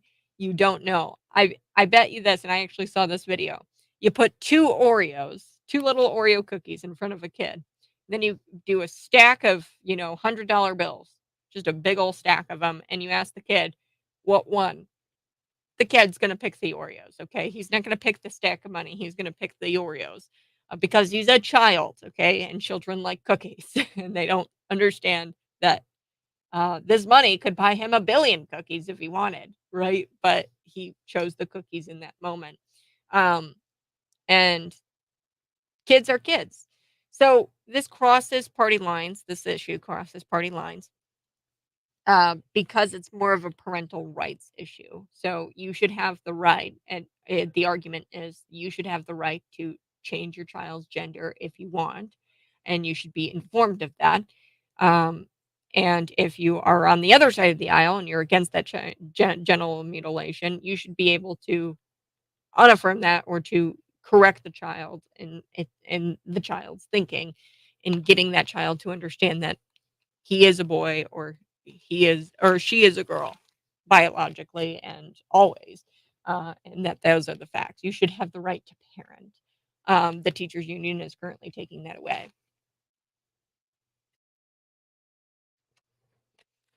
So I'm going to have to look this up. Good morning. This is the Morning Buzz. Ryan, he texted in a comment on YouTube, Facebook, Twitter, and Rumble. You can always be a part of the show. I like this. Ryan says, I like Byron Donalds, but he needs to explain his support for a leftist school board member his wife has ties to. So I've described his wife a little bit, and I actually think that she could be a potential asset because she's with Moms for Liberty. And, I love how the leftists say that this group is, they're household tyrants. The leftists have said that they're household tyrants, that this Moms for Liberty group is a domestic terror group. I'm sure they're all on all kinds of lists. But Byron Donalds' wife, she heads that up. And as a role, in your role as speaker, it is your job to campaign, to finance, to get people to be in the party, to grow that majority, to be congressman. Okay, that's part of your job. So Mrs. Donalds, she's a part of Moms for Liberty, and I think that that's interesting, and I think that might help. Now, Moms for Liberty, they're a group of mama grizzlies, and they're focused on local issues that cross party lines. Now, I do believe this. I'd have to look into this, Ryan, about Byron supporting this leftist school board member, but it's possible. So listen to this scenario. Bloomington Education Association, you and I both know, I've done the story on it. They came out and they instructed their educators to not disclose children's gender identity or their sexual orientation to parents. You have to obtain, if you are a District 87 educator, get this. This is how messed up this city is, Bloomington is, and this district is. If you are an educator, you are demanded by the teachers union to obtain written consent from a child as young as 4 or 5. It was sent to preschool educators, this email. You were instructed and they demand that you obtain written consent from that child to disclose either his gender identity or his sexual orientation to his parent. So if little Timmy wants to be called Timmy, you have to obtain written consent from him that it's okay to disclose that to the parent. So this crosses party lines because say you're a raging leftist, uber leftist, you want your child to come out to you because you want to affirm that identity. Like you want to be able to go get your kid a double mastectomy. Okay, there's people out there in this community like that. They will go and get their kid a double mastectomy if the little girl says I'm a boy now. I want to be a boy. They'll go out and get the double mastectomy. So leftists should be outraged about what's going on in District 87 and with the Bloomington Education Association as well, because the teachers union is essentially saying you are a child abuser and you will not affirm your children's identity. And we know that you won't affirm your children's identity. And we're going to make the decision ourselves. And we're going to withhold the gender identity or the sexual orientation from you. Now, on the other side of the aisle, the people on the right, me, uh, we want we want the ability to tell our child you need to shape up, and that is not true. You are a girl, honey. You are a girl, and that is the fact. And you are not getting a double mastectomy. Okay, so you, as a parent, that's parental rights.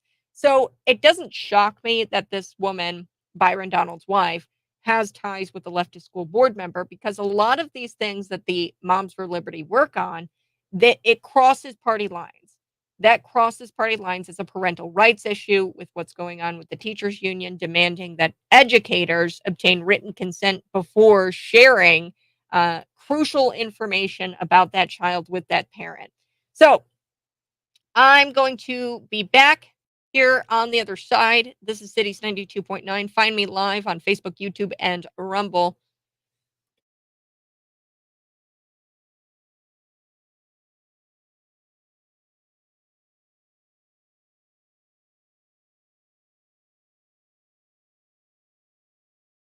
Good morning, folks. If you're watching, go ahead and smash the like button. This is interesting. I guess your comment in the morning buzz with morning cat looks similar to comment that we've removed for going against community standards. I don't know. Girls have cooties. Boys are gross. Yeah.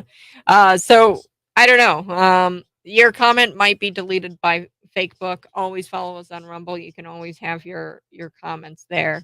Ryan, he says, I'd like to know where they get these billions. Like I said, I think it's Janet Yellen just sleeping on the money printing machine. Like I said, they're sending $100 billion. 60 billion of it is going to Ukraine. 30 billion of it is going to Taiwan. 10 billion of it is going to Israel. We are going to be back. Let's talk about the federal judge overturning this California unconstitutional assault weapons ban. This is kind of important because we've got an assault weapons ban here in the state of Illinois. As Nancy Pelosi would say, there's no point in saying good morning because it certainly is not one. Well, it is a good morning for us here at Cities 92.9 and for you because elected officials in the People's Republic of California, let's just say they're not so happy today because guess what? A federal judge, again, shut down. He locked and loaded on Thursday when he overturned California's 30-year prohibition on so-called assault weapons again. So saying banning semi-automatic firearms violates the constitutional right to bear arms. Yes. So big news. Federal judge Roger Benitez. That's what it is. Benitez of San Diego said that a handful of criminals cannot dictate the rules for millions of law-abiding citizens, Americans who carry firearms like AR-15s for self-defense. So we're going to get to that. If you are watching, go ahead and smash the like button. We're going to be back in just a little bit talking about that. And we're also going to talk about the Illinois Comptroller Office and how they had an anti-Semite in that office. Truly disturbing what she wrote in messages back and forth with this account. The account was called Big Law Boys, which is just an account on Instagram. They are anonymous and they remained anonymous through the story. But yeah, I can't believe that this is not getting the media coverage that it should. It should, if anything, this short story should tell you that the Illinois Comptroller, Susan Mendoza, is incapable of selecting people who can run that office efficiently and ethically. Okay, she's incapable of doing that, and we need to vote her out. Good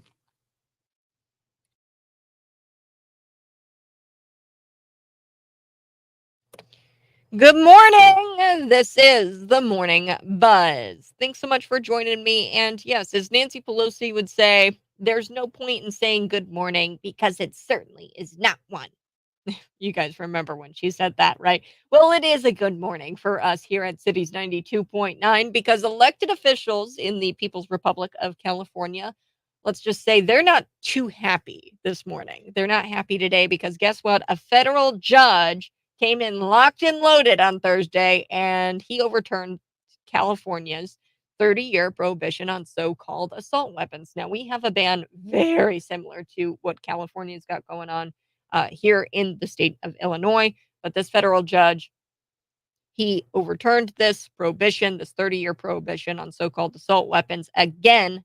And he said that banning semi-automatic firearms violates the constitutional right to bear arms. He says it's not right that a handful of criminals dictate the rules for millions of law-abiding Americans who carry firearms like AR-15 Armalite rifles. Right. There is no reason why these criminals should be dictating the rules for law-abiding citizens who carry firearms for self-defense.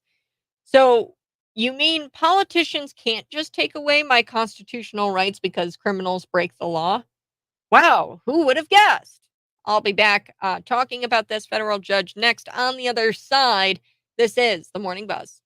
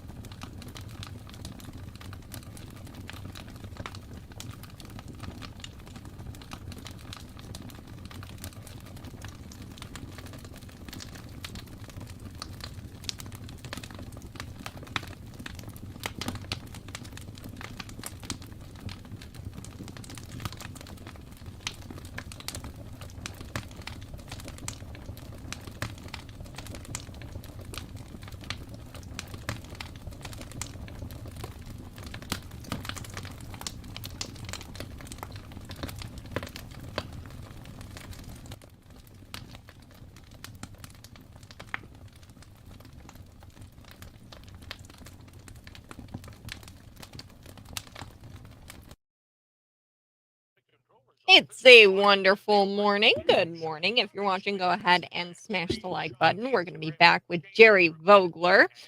Jerry Vogler will be on the line. He's from the McLean County VA.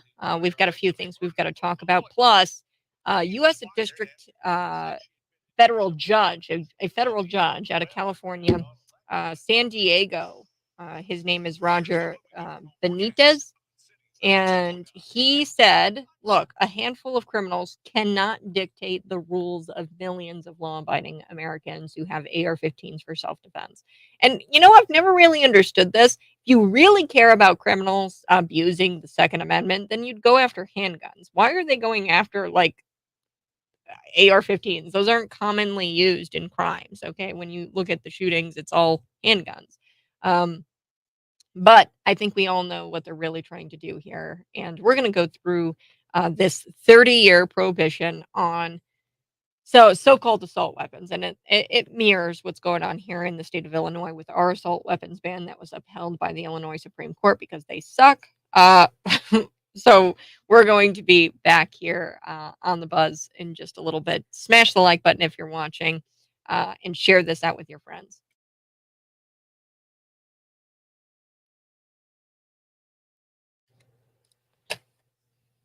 She's big mad.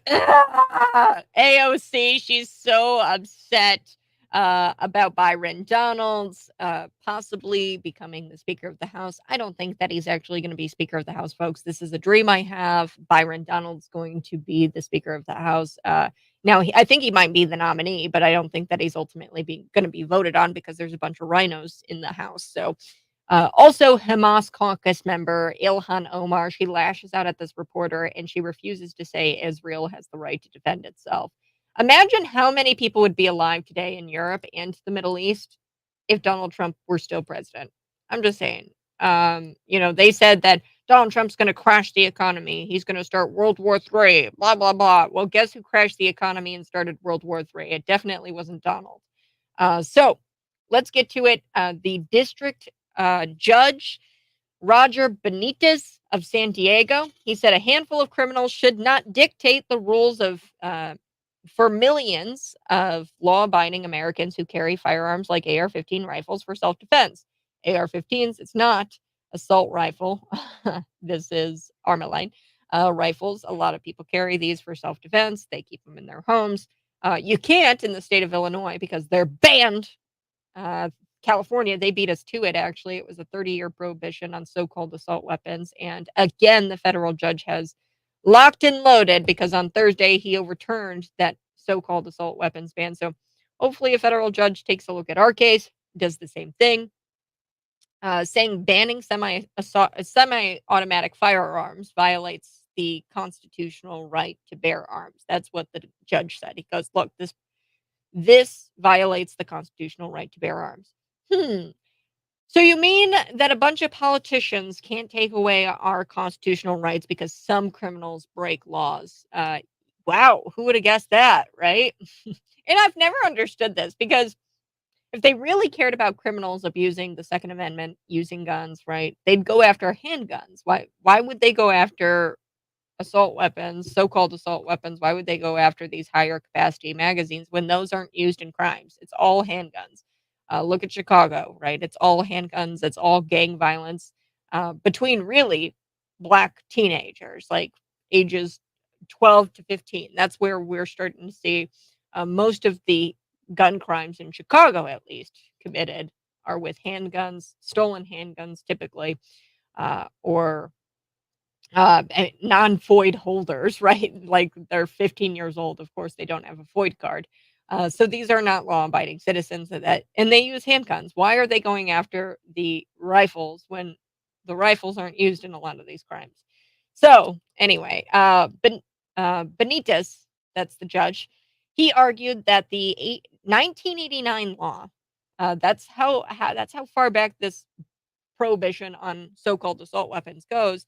He says that this law creates the extreme policy that a handful of criminals can dictate the conduct and infringe on the freedom of law-abiding citizens.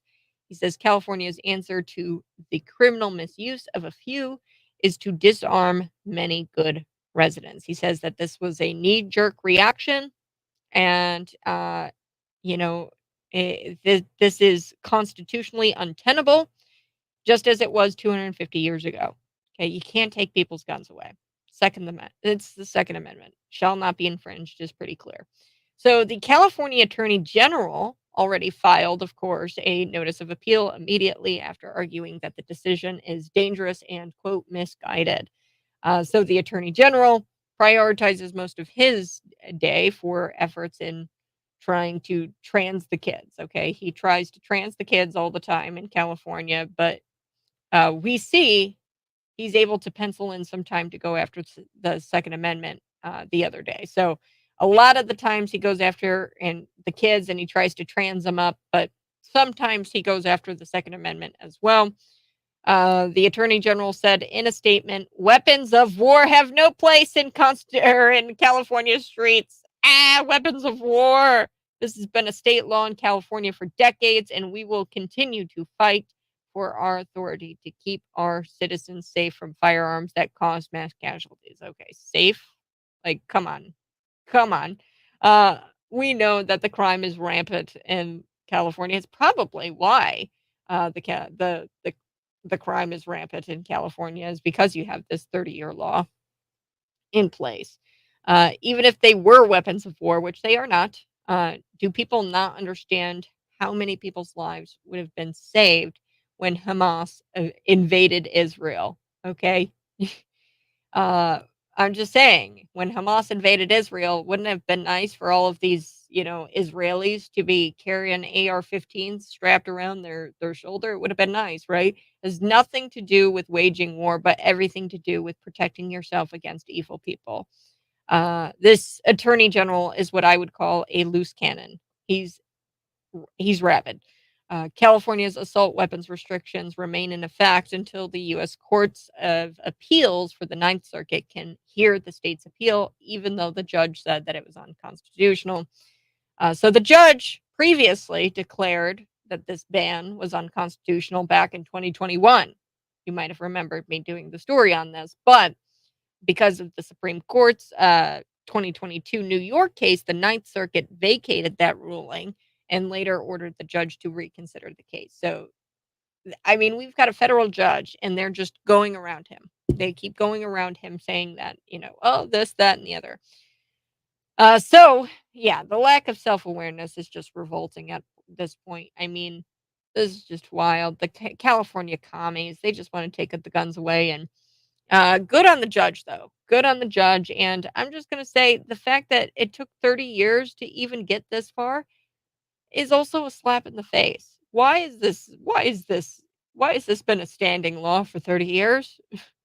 But right now I do want to get to Jerry Vogler for our Veterans Corner. We visit together every Monday morning. Jerry, thanks so much for joining me. How you doing this morning?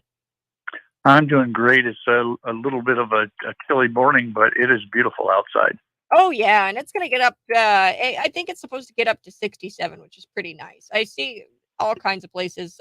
I even see one report saying 70. It's going to be a nice, crisp autumn afternoon, I think. So I hope that it gets warmer. It's always chilly, though, in the fall. Jerry, what's the first thing on our list here for Veterans Corner we talking about? Oh, the famous long-running COLA, cost of living adjustment to military pay, and now they've extended that to veterans who are receiving retirement pay from the military, or they're receiving some type of service-connected compensation because of being injured while in the service. And that increase, I've already heard people complaining about it now. It's been announced that the COLA is only going to be 5.9% for, I'm sorry, only, let's see, what did I say here? 3.2% for 2024. And that's based upon a slowing down of the cost of living due to inflation. However, in 2023, it was 8.7%. In 2022, it was 5.9%. So the increase is significantly smaller than it has been over the last 2 years with terrible inflation, but it's still far above to 2.5%, which was the average over the prior 20 years. There are changes for each group of retirees and disabled veterans and so forth. But the big thing is there is going to be a cost of living adjustment. They generally at the VA make those adjustments very closely related to what comes out earlier in the fall with the cost of living adjustments for Social Security benefits. So that will be coming online in January, right along with Social Security benefits. Well, one other thing I wanted to ask you about, this was a question that came into you for Veterans Corner. I served in the Army during Desert Storm in the early 1990s in the area where several hundred oil wells were set afire and blackened the air for several months. I immediately had breathing issues, an upset stomach, and other symptoms, which continued after I separated. I currently have breathing problems, which seem to be getting worse, stomach discomfort, fatigue after minor exertions, and other symptoms which my civilian doctors have no explanation. I am not enrolled in VA healthcare because my current employer provides a good healthcare insurance plan for me and my family. I see a lot of TV references and in magazines and stuff about the PAC Act of 2022, which focuses on toxic exposures while on active duty. What should I do? This guy, I couldn't even imagine. What should he do? Well, the first thing he should do without delay is enroll in VA healthcare, because VA healthcare, the hospitals, clinics, and so forth, treat literally tens of thousands of people every week for Gulf syndrome type of illnesses, which could be related to their service while in the military since 1991, when Gulf Desert Shield and Desert Storm took place. However, there's more important things to go along with that, and that is that the VA, because toxic exposures very often you have them maybe at the time because you're exposed to the black air from oil well burnings, but then they clear up after you get out for a while, and then you start having them again. Because of that time delay between the time you're exposed and the time that the symptoms and medical conditions actually arise, it's been very difficult to be able to prove connection. And the first thing that happens, it has to happen in a claim for service-connected compensation, is that you have to be able to show that it was connected to something that happened to you while you're in the military. If you can't do that, your claim is going to go nowhere. The VA's new approach is that if you come down with multiple symptoms that have been identified as possibly being connected to service in the Gulf wars, then they assume that those multiple type of medical problems are connected to your military service. And the reason they do that is that it takes a long time to collect information, and because a lot of the symptoms are multiple in nature and there's no other explanation, most claims would be denied and have been denied. This new approach, however, changes that, and more veterans and medical conditions are treated, like I said, hundreds of times a day across the VA. And the VA, unlike civilian doctors, are very closely attuned to these symptoms and medical conditions, to the point where they use the latest technology and processes and sciences available that probably aren't even available or even knowledgeable to private practitioners. So the big important thing is that they get that enrollment into VA healthcare, because that will start the process, and then they can go ahead and file claims for service-connected disability if they have those symptoms. Well, thanks so much, Jerry, for answering that question. I think that's going to help out a lot of our listeners here who are tuned into the Veterans Corner. We do it every Monday morning. Jerry, one more thing that I want to talk about is recruiting. So big bonuses, relaxed policies, and a new slogan have not resolved the recruiting problems for the military services. So talk about that a little bit. What two military branches actually have achieved their recruiting goals? This is interesting. Just by the skin of their teeth. The Marine Corps and the smallest branch, the Space Force, have achieved their goals, but they're really very slender margins toward those goals. The problems are still there, is why people don't meet the standards.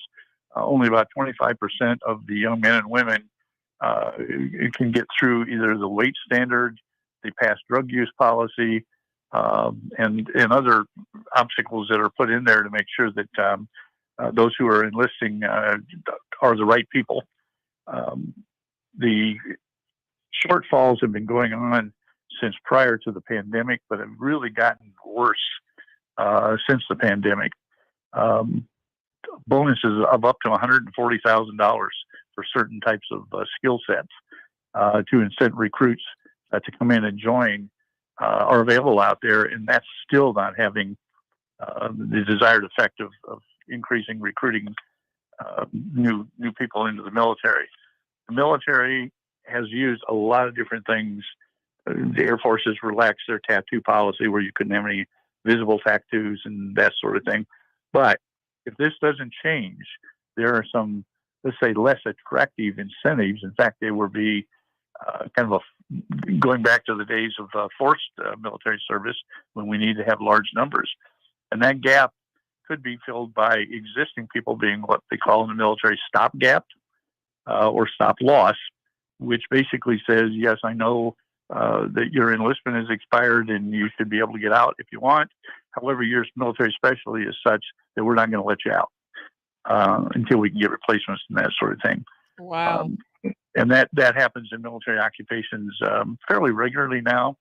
Also, one of the big hitters and probably most controversial is a return to the selective service or draft option, which in order to meet the basic raw military personnel requirements, if that continues, they're going to have to do something to make sure we've got an adequate force.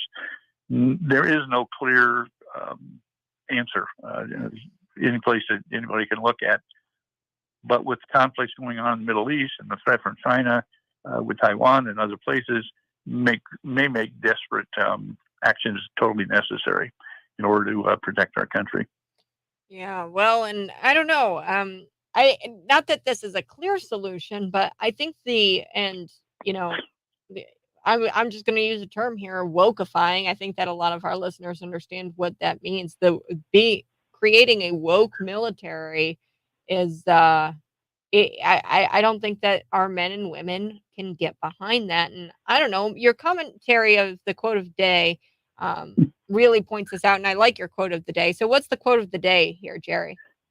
Well, the negative fog of the anti-American, perspective from our regular media, social media, educational institutions, and some of our own politicians that we elected exacerbate the difficulty to get young people to join. Because when they make that decision to join the military and put their regular life on hold and make sacrifices to make America safe, they've got to be convinced that what they're doing is worthwhile. And Lord Gilbert Chesterton from the 1800s said what I thought was the best quote of why people join the military. And he said this, quote, "The true soldier fights not because he hates what is in front of him, but because he loves what is behind him." I love it, Jerry. Jerry Vogler, we've got to take a break, but that is an amazing quote of the day. And especially with these conflicts in the Middle East, the Ukraine-Russia conflict, it's really hard for, I think, people to get on board to be like pro-war or to, send even aid to these countries, because we're looking and we're coming from some sort of moral high ground as America. And I don't know if we necessarily have the moral high ground right here. We've got to fix our house before we fix other houses, right? Have your house in line. Yeah. Unfortunately, as time passes,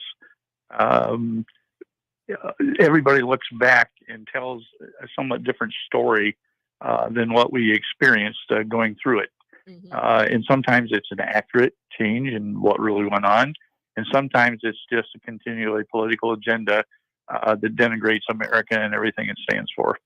Wonderful, Jerry. You have a great rest of your day. Thanks for joining me on Veterans Corner. We're going to be back, folks, on the other side. This is Cities 92.9.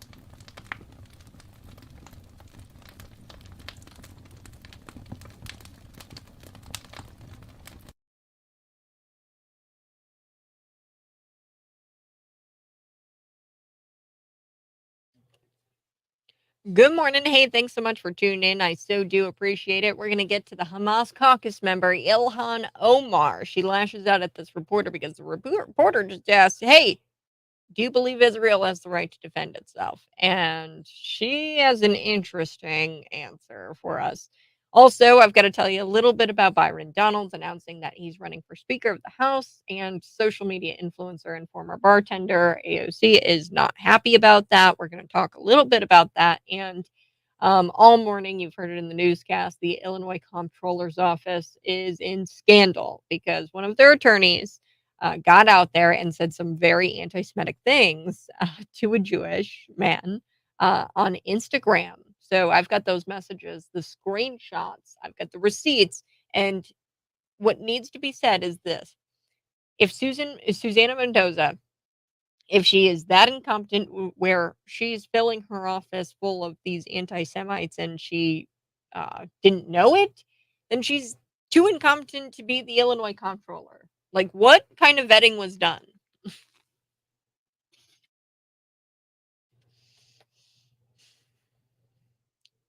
Imagine how many people would be alive today in Europe and in the Middle East if Donald Trump had stayed in office and these wars never occurred. They would have never happened if Donald Trump was president. And, people are like, well, Kat, I think I'm going to vote for RFK Jr. Are you serious right now?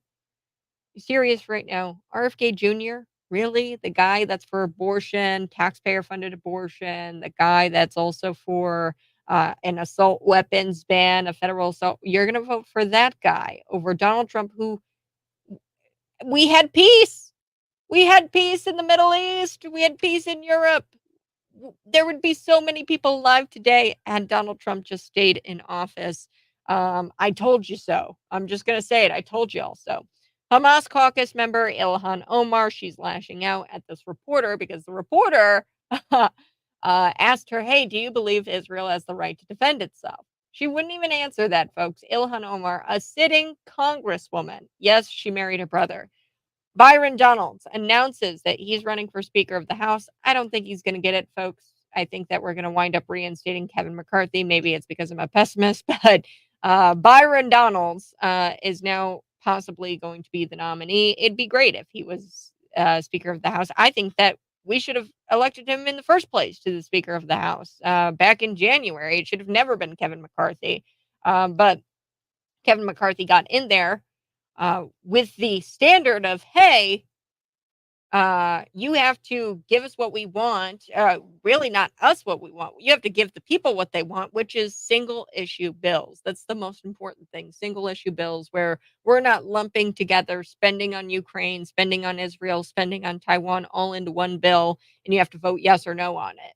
Maybe you're a congressman, maybe your constituents are for Israel and wouldn't mind sending money over to Israel. Like I said, folks, I don't think that Israel should get humanitarian assistance at this point. I think they could turn Gaza into glass if they wanted to. But we should not be voting on things that are lumped all together. But these rhinos in Congress, they love the omnibus bills because they get a cop out. You see the folks like Mike Boss, Darren LaHood, if they vote for Ukraine spending and it's lumped together, and maybe they get a farm bill or something like that lumped in together with Ukraine spending. They love that. They're like, yes, we can vote for Ukraine spending, make all of our little friends happy, the military industrial complex. We get them to be all happy. And we can come back to our constituents and say, yeah, I'm sorry I voted for the Ukraine spending. But look, I also got this bill and I had to vote yes because of this. It was all lumped together in one bill. We want to take that away from them. We want to get them to go on get their voting record straight. We want their voting record straight. And we're going to talk about Byron Donalds announcing that he's running for Speaker. Hamas caucus member Ilhan Omar, she led a rally on Friday demanding an Israeli ceasefire. To recap, Hamas attacked Israel, where they raped, murdered, and beheaded and mutilated and kidnapped women and children. Hours after that attack, we had, before Israel had the opportunity to realize what was even going on, you had people taking to the streets, celebrating those attacks, celebrating the raping, the murdering, the beheading of children and women. And the progressive media and the progressives, they took to the streets here in America. And they are now demanding that Israel show restraint despite those attacks. We're going to get into it here on the other side. My good friend David Paul Blumenshine joining me next. 309-451-9299. You can also see me live in studio. Be sure to smash the like button. Share this video out with your friends. It's on Rumble, YouTube, Twitter, and Facebook. Find me there and subscribe to my channel. That's Kat Peterson 929.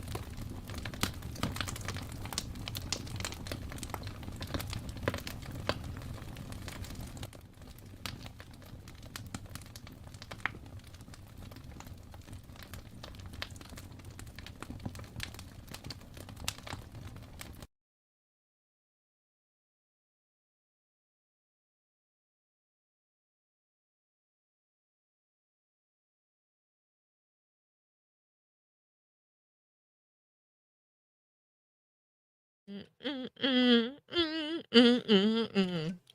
morning. This is the Morning Buzz, and it's a great morning. Beautiful day. It's going to be close to 70 degrees for the high, close to that, probably high 60s. We do have to talk maybe a little bit about this child molester who's camping out right in front of a school.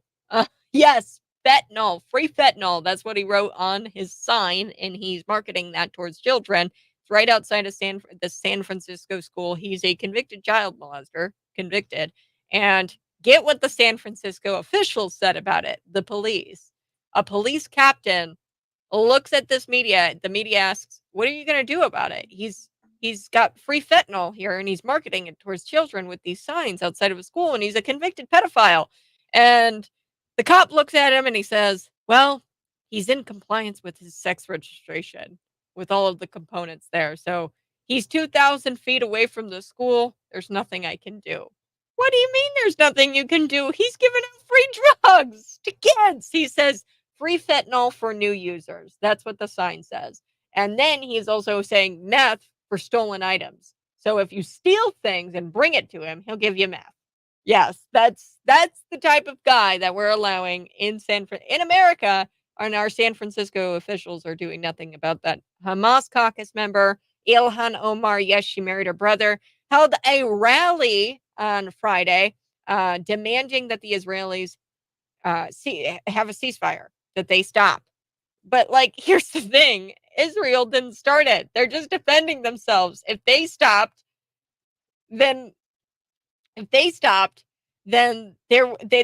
would just be no more. They would be completely eradicated. If Hamas stopped, then there would be peace. Or Hamas, Palestinians, whatever the word choice is. I'm so sick and tired of this semantics of it all.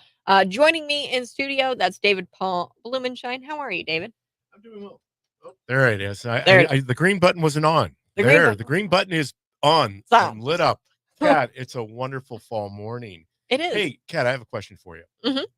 And this isn't my question. This actually comes from Cat Turd on Truth Social. Oh. What time is the Republican secret ballot vote behind closed doors to screw their voters over today?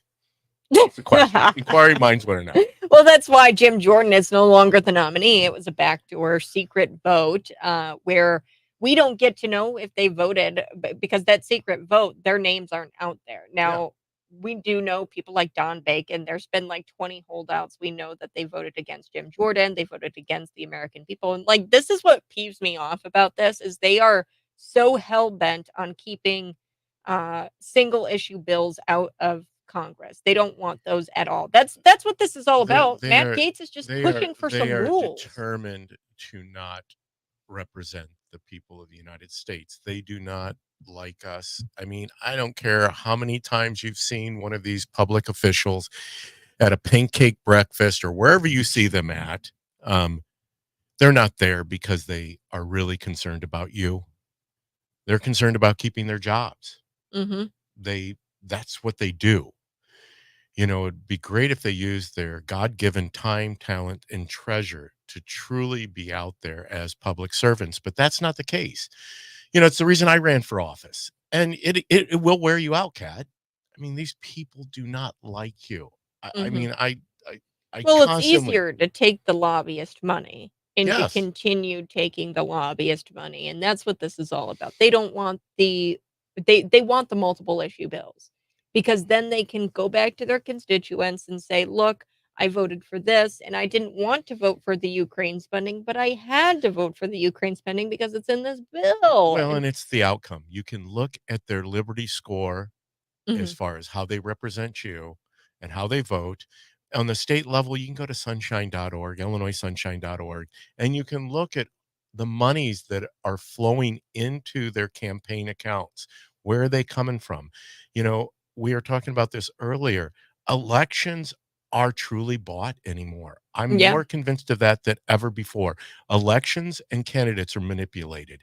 That's why we should not put the focus on individuals, but on outcomes. And where are we going? You know, I still find it fascinating that people think that J.B. Pritzker did something amazing by spending our tax dollars to try to buy us out of the debt we were in, the temporary indebtedness, because it's long lasting indebtedness isn't going away. We have a thing called a pension crisis that no one talks about. Mm. Even in this current crisis going on worldwide on the geopolitical level, what are we being distracted from? Joe Biden and Hunter Biden's all that is totally off the plate because we're focusing on war. And of course, the warmongers like Mitch McConnell, he just is rubbing his hands going, oh, this is all great. We're funding both sides. We're funding both sides of the war in Israel, which should tell you all you really need to know. Yeah. It's not about even getting a side to win. And I hate it when people are like, well, America has to stand up and fight for democracy. I don't know what the hell you're talking about, democracy. We don't got none of that here, because guess what? There's people sitting in jail for 2+ years. They've got loud music blaring into their cells. They've got little tiny little mats that they sleep on, and they have no clothes. Their clothes are taken away from them, and they have to pee in a bucket. Yeah. And what's their crime? What's the crime? Trespassing. That's it. As And a we're- Republican or a conservative or Yes. a patriot. Yes. That's your crime. Yeah. Because according to Don Bacon, people like those who are being held, they're actually part of the Nazi regime, is according to Don Bacon, who happens to call himself a Republican, which, Don, I'm officially exempting you from the Republican Party. And that's really what needs to take place over time. That's why I said a 4-party system. I don't know if it's possible. Not a 3-party system, a 4-party system. Mhm. And we really need to start figuring out, who is for America and who's against. Because when we have people calling Americans, America First people, Nazis, like Hillary Clinton wanting to deprogram the cult, we've got problems in our country. Mhm. Well, and earlier in the show, in the 6 o'clock hour, I had William J. Kelly, he's a reporter out of Chicago. He's telling me a little bit about this older woman who crashed a rally. It was a rally that these people were having. It was an anti-illegal immigrant rally. They were saying, hey, we don't want the Venezuelan migrants here in our community. They've been housing them in gymnasiums, basketball gymnasiums, field houses in the burbs there. And this older woman, she actively goes to this rally and she starts to cause trouble. And then the people yell at her, and it's all on video. They yell at her, they're yelling at her. And yeah, I mean, it's not great to yell at somebody, but like, that's your constitutional right, right? You have freedom of speech. You can yell, even profanities at somebody, right? And she's yelled at. And then JB, not but a day later, comes out and says that she was attacked, and that Italy releases this statement. And I'm sitting here scratching my head. Wait a second. The video shows that they just yelled at her, but he made it sound like she was viciously attacked by these people. And, he's calling for, jailing these people. I mean, they are looking to jail people for simply dissenting, political dissent. That's the First Amendment. It's called freedom of speech. Mhm. But once again, you're going to have a housing crisis when you allow 7 to 8 million people to come into the country, and then you start basically affording them all the opportunities of a citizen that's here, More. while disregarding the people who have been there, who have put their lives on the line, your veterans, your law enforcement, your firefighters, any of your first responders. You neglect them, but yet you afford people who come from usually poor people from poor countries to you're going to have a housing crisis. On the front page of the Realtor magazine I just received the other day, sure enough, talking about we have a housing shortage. No kidding. Where are you going to put the people? Tent cities. Here we go. Mm-hmm. It's literally designed to implode the economy. Yeah, and I love it. Mayor Brandon Johnson, the company that's building those tents. Yeah. He signed a big old fat check to this company that's building the tents, but it's the same company that buses the migrants in. You can't. Like I said, It's Kat, incredible. You can't make you this shake stuff your up. head. Prepare yourself. We're going to be back on the other side, wrapping up the show. You guys can see us live in studio, YouTube, Facebook, Twitter, and Rumble. We're going to continue our conversation there. I love it. I love the comments.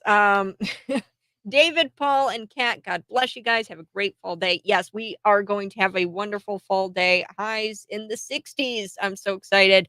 Back on the other side.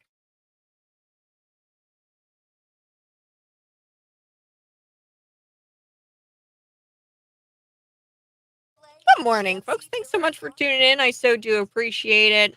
You guys can go ahead, smash the like button. We're going to be back in just a couple of minutes with my good friend, David Paul Blumenshine.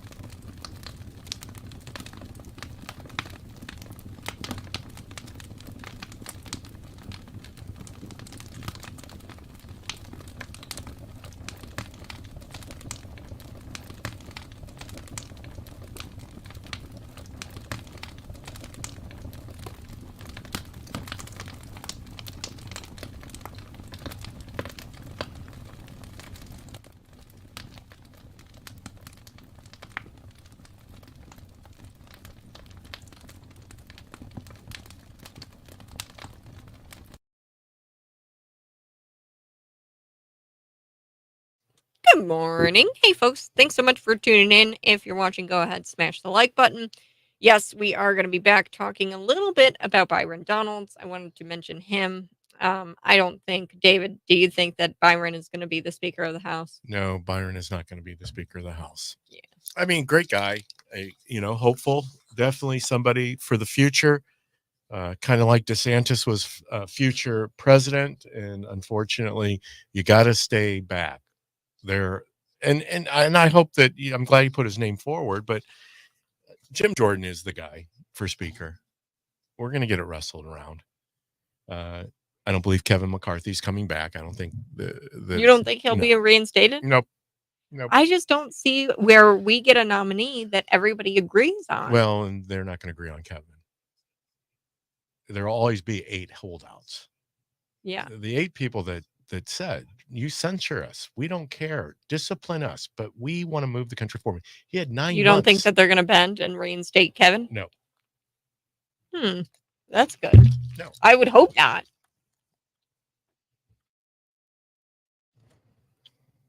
Do you think they'll bend and reinstate Kevin McCarthy as Speaker? David Paul Blumenshine joining me in studio. It's the Morning Buzz. Byron Donalds, this morning news is out that he could possibly be the nominee for Speaker of the House. And I don't think that Byron's going to get in.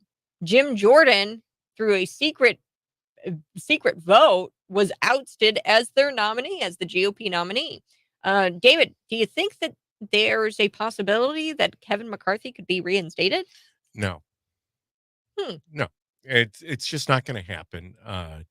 Once again, he had from January on forward to really kind of move the pieces a little quicker. He was told, he knew going into it what was at stake, that his seat could be vacated by one person. And unfortunately, he just didn't move quick enough.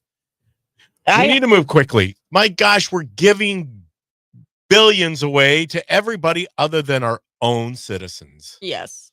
Well, folks, that's going to do it for us here on the Morning Buzz. Thank you, David Paul Blumenshine, for coming in studio and chatting with me. You guys can like, love, share the podcast out with your normie friends. That's on YouTube, Facebook, Twitter, and Rumble. I'll see you again tomorrow morning, 6 a.m. to 9 a.m.